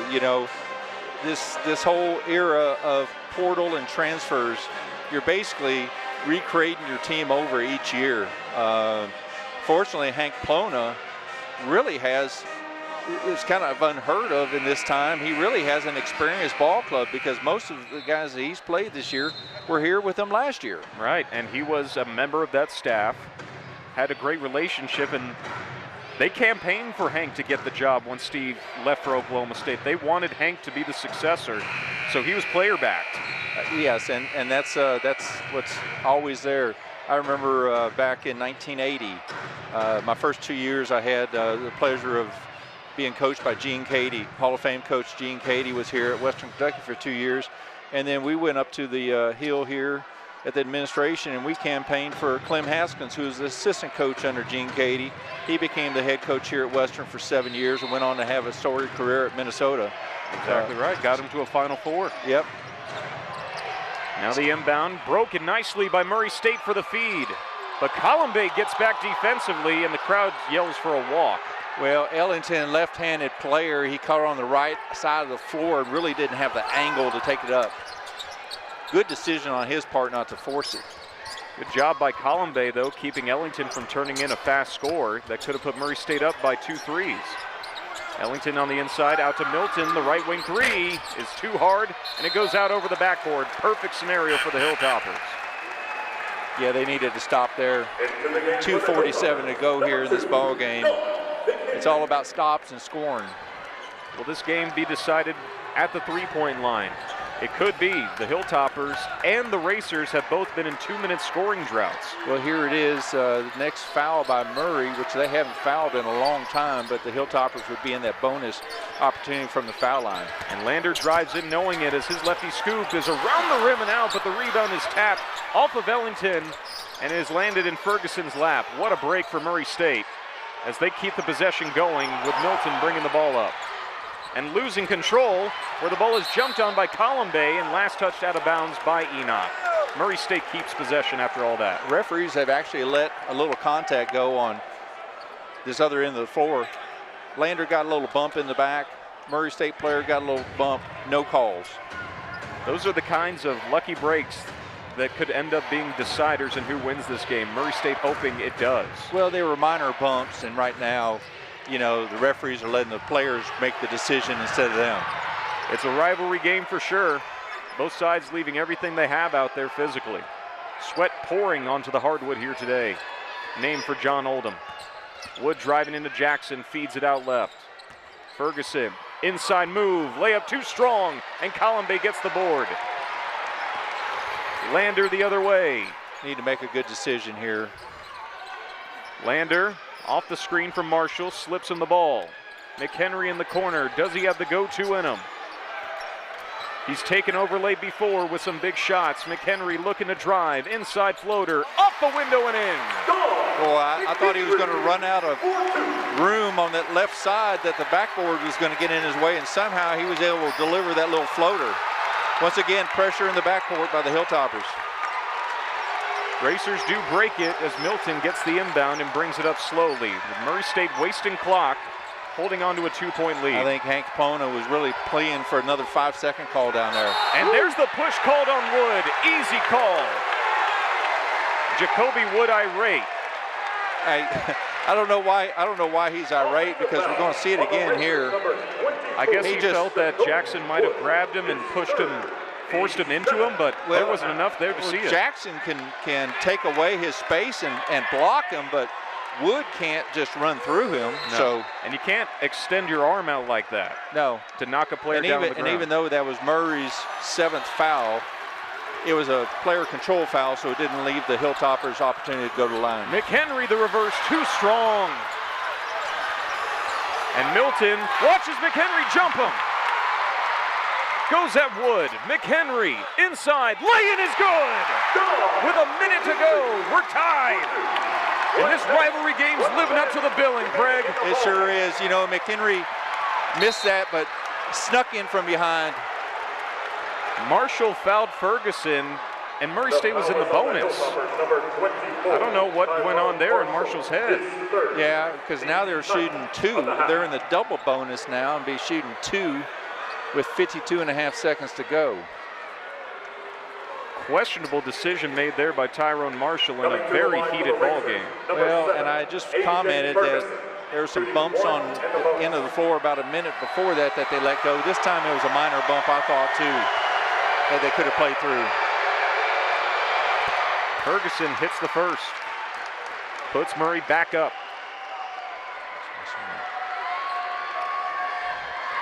The last time that a game went into overtime between these two was 2003. Well, and the Hilltoppers need to be able to block out here. Murray's got a couple offensive rebounds off of missed shots, but, you know, when you make them, you don't have to worry about it. Exactly right. Ferguson with 2 clutch makes of the line, where Murray State has been saved despite not having a field goal for 6 minutes. Murray State leads by 2. Can the Hilltoppers climb back and steal this win? McHenry with a drive, loses the ball, and it's tipped out of bounds. Stays with WKU. Interesting here, Riley, is that 43 seconds to go. The Hilltoppers have 1 timeout. Murray doesn't have any because they had to burn a couple on inbound pressure. That being said, the officials are going to take a look at this and see if McHenry was the last person to touch that strip. This is a big call on the floor right now. It's currently WKU basketball. But the officials are reviewing to see if it was off of McHenry after he got stripped on that drive with a great first step. Let's see what we got here.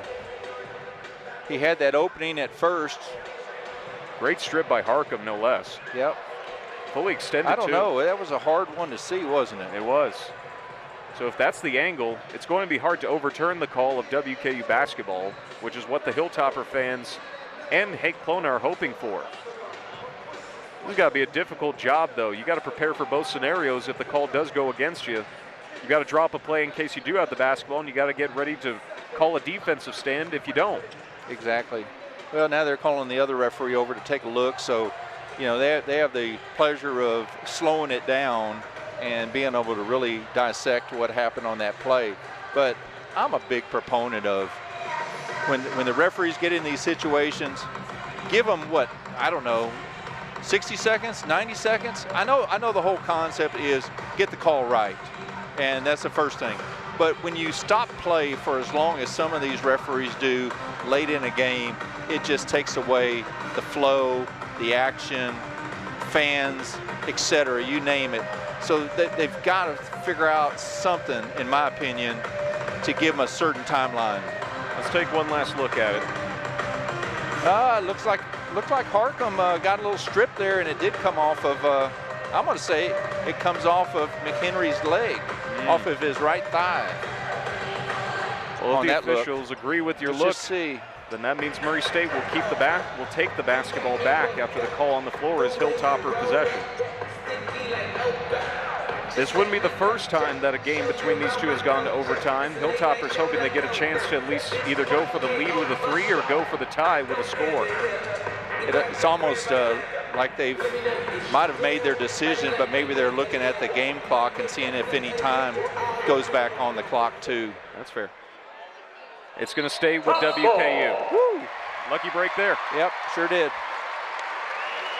Well, the second time we had a look at that, it almost looked like it did go off of McHenry's leg, but it was way too close to overturn, I guess. Should we get you your cheaters back on? Yeah, I think that's the problem is. So Murray State, despite not hitting a field goal in over 6 minutes, leads by 2. McHenry the inbound. Big shots from McHenry. Works it in on Applewhite. The floater off his hand is short. He puts the rebound back up and in and hits another game-tying score. Timeout Murray. No, not Murray. Not Murray, WKU. Yeah, WKU, because Murray didn't have any timeouts, but Hank Pona wants to, 35.1 seconds, he wants to try to figure out what defensive scheme he wants to try to coach his team into on this. Don McHenry, big offensive rebound in the area that has really been a saving grace tonight for the Hilltoppers, their second chance opportunities. Well, in that situation, you know, the person that's shooting the ball has the best idea of where that ball may end up, and McHenry did a great job. The Murray players seemed to kind of fade out of the play when he had good defense on the first attempt, but he didn't stay in there and gave McHenry that open lane to the offensive glass. There's a couple of Lady Topper basketball players taking a nice long week before they go to Maui and play next Thursday and Friday against Oregon State and Nevada. This whole crowd. Well, and you get the pleasure of going to Maui also, don't you? First trip to Hawaii for me. I'll take it. Well, beats working. Hey, a little work out there, and there'll be time for a little play too, I'm sure. No kidding.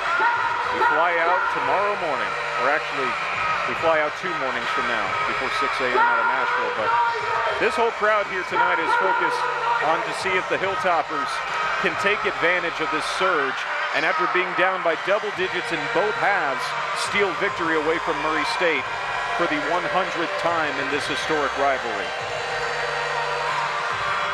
And keep in mind, I forget what was it, about the 5-minute mark, really, when Babacar 5 injured himself and went out of the game. So the Hilltoppers have been playing without his services, and he was having an excellent second half.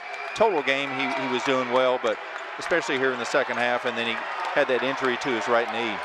McHenry with 22 points, last 6, each shot bigger than the last. As Wood inbounds to Harcum, Lander guards him full court, and Murray State will likely waste the clock, which has about 5 seconds difference between shot clock and game clock. Tied at 67. Interesting, you mentioned about McHenry. He was taken off the floor by Coach Hank Pona. Interesting, so he wants to put out his best defensive look. Jalen Jackson, Braxton Bayless, Colin Bay, Marshall, and Lander. Harcum, bounce past Ellington, left side layup, off the rim. Jackson the rebound. 5 seconds left, Hilltoppers pushing. Over to Marshall, 3 for the win! In and out! And we're going to overtime. Some bonus time. You know what? How interesting would that have been for the Hilltoppers, how poorly they shot from three-point range to have an opportunity for the ball to go in and out on a 3 from Marshall. For the first time since December 7, 2003, this historic rivalry will feature an overtime. That's nice. Tied at 67, the Hilltoppers survived 2 different double-digit deficits. As we take a look at this last shot, both by Ellington, nice roll, but not an easy finish, and then Jackson, looking up the floor, finds his mark to Marshall. Marshall had a wide open look, and the ball banged around the rim twice there. It was the perfect look for a winner. But as any good rivalry game can go, we've got extra basketball for you.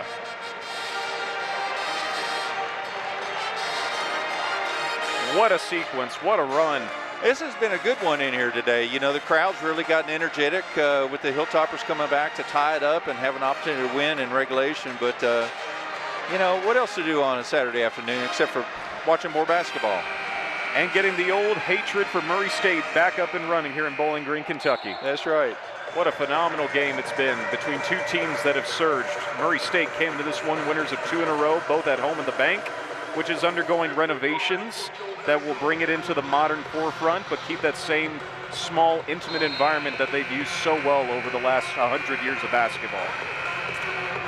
Racer Arena. I was talking to the Murray State broadcaster, radio broadcaster, and said that they actually did an exhibition game in the old Racer Arena. This thing used to have it was almost like a horse gate that the players would get introduced. They'd come running out through that horse gate, and lo and behold, the Racers horse was kind of that theme. It was kind of corny, but it's kind of interesting too. I mean, it was a unique situation for them. They had some teams. Popeye Jones played at Murray State. Right. Ja Morant. So they had some players. Joe Folk, the forefather of the jump shot, was a Murray State grad. Wow. I know. You've done some research there. Yeah. Back in my day, it was Lamont Sleets and Gary Hooker. There you go. Racers start overtime with the basketball. Tied at 67, trying to avoid the collapse of having multiple double-digit leads eaten away to force this extra 5-minute period. Harcum drives in, kicks it out. Ferguson misses a three, and Marshall clears the rebound to McHenry. Hilltoppers coming back with it as McHenry, last 6 for the Hilltoppers, drives in, reverses it, and makes it 8 in a row. Did a good job. 2 Murray defenders were there, but McHenry does a good job of using the rim and the backboard as his opportunity to get his opportunity. So McHenry with 8 straight for the Hilltoppers watches Columbay's leg deflect the ball out of bounds.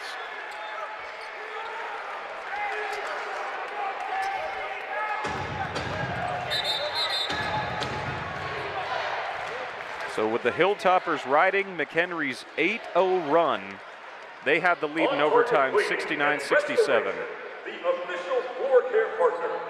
This is the kind of game that the Hilltoppers needed from their go-to star, and Don McHenry, off 20 shots, has put together a monster performance. Yeah, he was a Hilltoppers leading scorer coming into this game. And while his shot hasn't been the most efficient it's ever been, 24 points, even off 20 shots with 3 threes and 5 free throws is a pretty good night. Yeah, he's an opportunistic scorer, if you want to kind of term him out that way. And certainly saving his best for last with 8 straight points, 3 game-tying shots, and now the go-ahead here in overtime as Wood works it inside on Jackson. Lose the basketball. Great defense by Jackson, and Lander saves it in. Yeah, Wood was looking for Ellington on the inside, but good Hilltopper defense. McHenry switching onto Ellington, takes him inside and loses the basketball. Turnover. McHenry's had to work hard tonight. Jacoby Wood with Columbay on him. Throws it to Ellington on the mismatch. He works, takes the hook, and hits it to tie it. Those two, they just took their time. Something they've done quite a bit over the last few years. Nick Ellington, he's up to 14 points on 6 of 9 shooting with 6 rebounds. 2 assists as well. Tied at 69, this classic is looking like another classic finish. Columbay the kick out, McHenry the 3. Too strong. Marshall the tap out, great touch. That's the kind of extra play Marshall's always good for, as Harcum gives up his 5th foul. Yep, he'll be taking a seat. Lander did a good job of dribbling and leaning in toward Harcum. So Terrence Harcum with his 5th foul exits the game with only 5 points on 6 shots and 1 3 for a 41% shooter. Number 13, Alden. Great job by the Hilltoppers to attack him tonight. Well, and Harcum got himself in early foul trouble with 2 in the first half, and I think that changed the complex of his game. And despite the fact Lander having another cold, streaky performance, he's got a chance here to get the top What's he shooting from the? 3 of 9. 0 of 2 from 3, 6 points, first foul shots. And he hits it. Big shot for Lander. Yeah. That's another $6 for House's Charity Champions program. You see the look on Kyron Lindsay's face. He's into this game as much as anybody else here in Diddle Arena is. Lander nails both. And another one. And the Hilltoppers have the lead again. Be sure to text top First time in quite a few minutes that it wasn't Don McHenry putting the go-ahead shots on the board as Jackson subs out after a monster defensive game. Wood inbounding. Ferguson looking up court as Murray State gets their half-court offense set with McHenry guarding Ferguson. Wood with contact. Ellington staying in the paint as Ferguson's drive is hounded and the foul is called. Don McHenry can't believe it. Looks like the ball kind of got caught up on Ferguson's hip. That's what I thought, and that's what everyone else here in Diddle Arena thinks, wearing Hilltopper red. But evidently, here we'll take a look at it and see. I don't know. Didn't see much there. So Ferguson to the line, shooting the double bonus.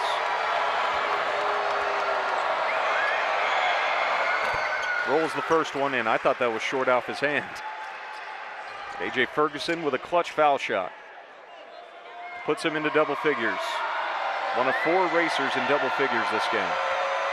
Down by 1. Next point's the biggest, and he nails it. 2:39 to go, and this overtime classic is tied at 71. Hilltoppers will have to fight if they want to get win number 100 over their old OVC foes 2 hours west of them in Murray, Kentucky.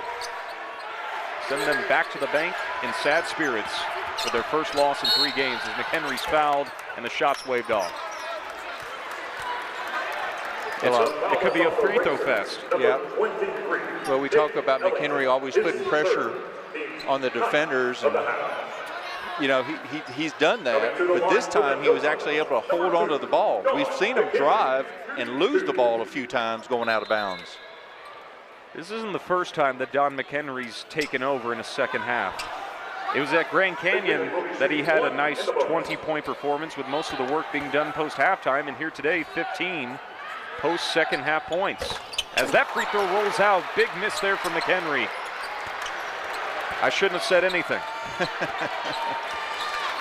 Let the Racers get a break, and in the double bonus. Yeah, we haven't been too good calling things. Apparently not. This game. Don McHenry's going to write me an angry letter. Wood works the clock down, 2 minutes to go in overtime. Tied at 71. There's that high ball screen, and Ellington with the mismatch inside, but they couldn't get it to him. Offensive board for Ellington, and he's fouled on the putback. He said, if you're not going to get it to me, I'm going to go up and get it. That's what he did. Good offensive rebound by Ellington. Is that Nick Ellington or Moses? Because the Red Sea parted for him on that offensive rebound. It sure did. But once again, he was 0 for 2 in his last attempts, and you said he's a 56% foul shooter. See what he has. Shooting 2. Needs him here. Tied at 71. Under 2 minutes left in overtime. And the first one misses. Big break. The average lives up, Craig. So Babacar Faye, who's been out of the game, has ice around that right knee of his. He's hoping his teammates can pull off the win without him after his masterful work. Injured for the later part of the second half. Hilltoppers trying to win without one of their best players. Ellington switches the go-ahead free throw. 72-71, Murray State leads. And Ellington is off the floor for Kyron Lindsay. So can the Hilltoppers? You know, Lindsay's he's had a couple good buckets in there, but I don't agree with Ellington going out of the game at this point. That's really the only caveat for all the work Nick Ellington does. He needs to rest. Sorry, Coach Prone, but I don't agree. I think he needs to be out there. Floater by McHenry, rolls out as Colombe tips the rebound, and Wood saves it. Milton looking to Ferguson with numbers. Right side layup, good. And that puts Murray State ahead by 3. McHenry, cut off. Jackson to McHenry. Over to Lander. Lander holds, drives in left, floats it up, and hits! That time Lander was under control when he went inside. Final minute of overtime. Hilltoppers looking for the stop, down 1. Crowd on their feet. Wood wants to waste time. 1 minute remaining in overtime. Has the best perimeter defender the Hilltoppers can ask for in guard Jalen Jackson on Wood as Wood keeps the handle. Steps back on him for the 2. Off the rim. Colombe the big board. And the Hilltoppers have a chance. Step back 3 by McHenry. Good! He was eyeballing that one as soon as he caught it. Great step back by McHenry. 27 for Don McHenry. We'll take a break as the Hilltoppers lead by 2 with 37 seconds to go on ESPN+. Don McHenry has been another animal in this second half in overtime. As McHenry, 15 points in the second half to force overtime, 5 more in overtime, and this, the biggest of them all for a night where the Hilltoppers have been ice cold from deep. Well, the Murray defender kind of dropped back and gave him the space. You know, watch this. He drops back too far underneath the free throw line extended, and that's what gave McHenry the opportunity. All of that space that Don McHenry had set up by the fact he was so willing to drive so many times. Ferguson wanted to respect that and trusted that the Hilltoppers will remain ice cold from deep because they've had some great looks that haven't fallen tonight. Exactly. At the end of the day, it's a gamble. And you know it is with a player like Don McHenry, and it ended up costing Murray State the lead. You know, I mentioned a moment ago about I didn't agree with Coach Prom taking Ellington out of the game, and I really would have thought he would have put him back in at this point in time to continue with that pick and roll that they've had success and to get the mismatch on the inside for Ellington. So, I don't know. McHenry off the floor as well after that big go-ahead 3. Well, and Coach Plona did that one time during regulation late in the game. It was the final shot Marshall took. McHenry wasn't on the floor. Yeah. Ferguson over timeline as Murray State needs a bucket. We could have double overtime or Murray State could go for the kill as they try and stave off a collapse here in Diddle. Now Jackson remains on Wood as Ferguson loses the basketball and the Hilltoppers take it back. Wow, good defense on that. Jalen Jackson, the stopper, forcing Wood to make a bad pass. And off of Ferguson's hand, that ball was not there. Well, it all started with the defensive play on Wood.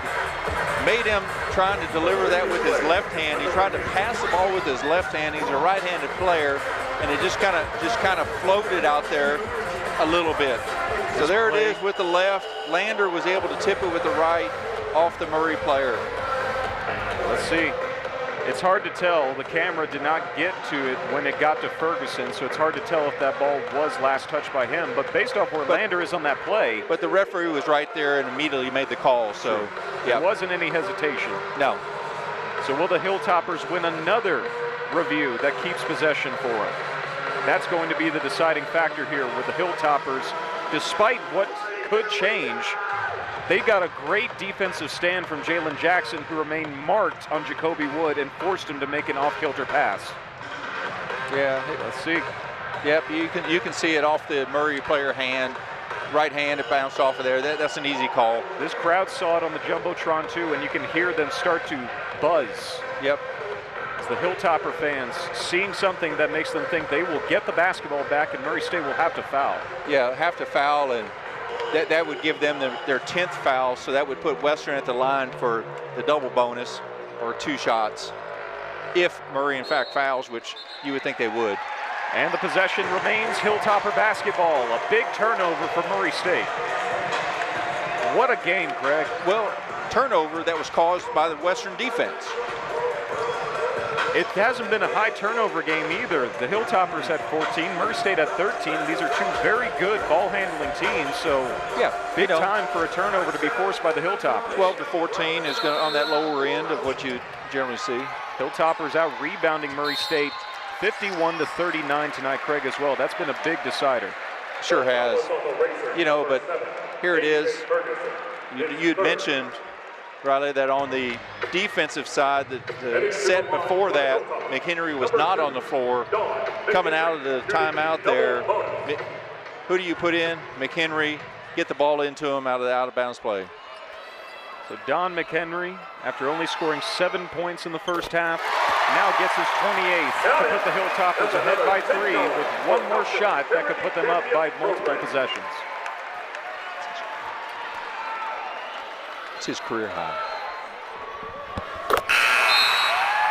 29 for Don McHenry. Into the game for the Hilltoppers, number 3, Jalen Jackson. And Jalen Jackson. Yeah, those were 2 big free throws there. Gives them a 4-point lead with 15.6 to go. Once again, the defensive stance for Hank Plona's team, taking McHenry out after he makes the 2 foul shots. So Murray is taking their final timeout, try to set something up, and they're going to need either a quick 2 or a quick 3. Sure will. You know, once again, Western has done good applying pressure in the backcourt on these out-of-bound plays, where Murray has struggled not only in the half-court set, but in some of the full-court pressure that Western's been able to put on. So, you know, let's see if they stay aggressive on the inbounds play and do what they've had success, or do you just kind of be passive and then play a 3/4 court type of a defensive end? So a lot of different strategies can go into what Hank Plona wants to do with his Hilltopper squad right now. This one going to end up being a classic, ladies and gentlemen.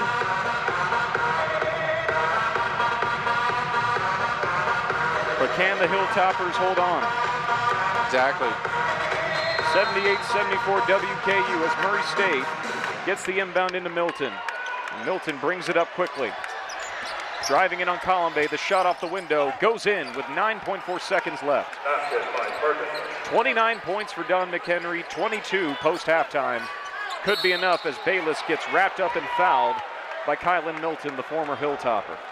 The foul is on the Racers, number 0, Kylan Milton. Don McHenry, one back of the career high mark he set last year, a year and 2 days ago. 2 days ago at Wright State when McHenry went off for 30 points. It's a new season high, though, for Don today. Yep. Prior was 23 at Grand Canyon.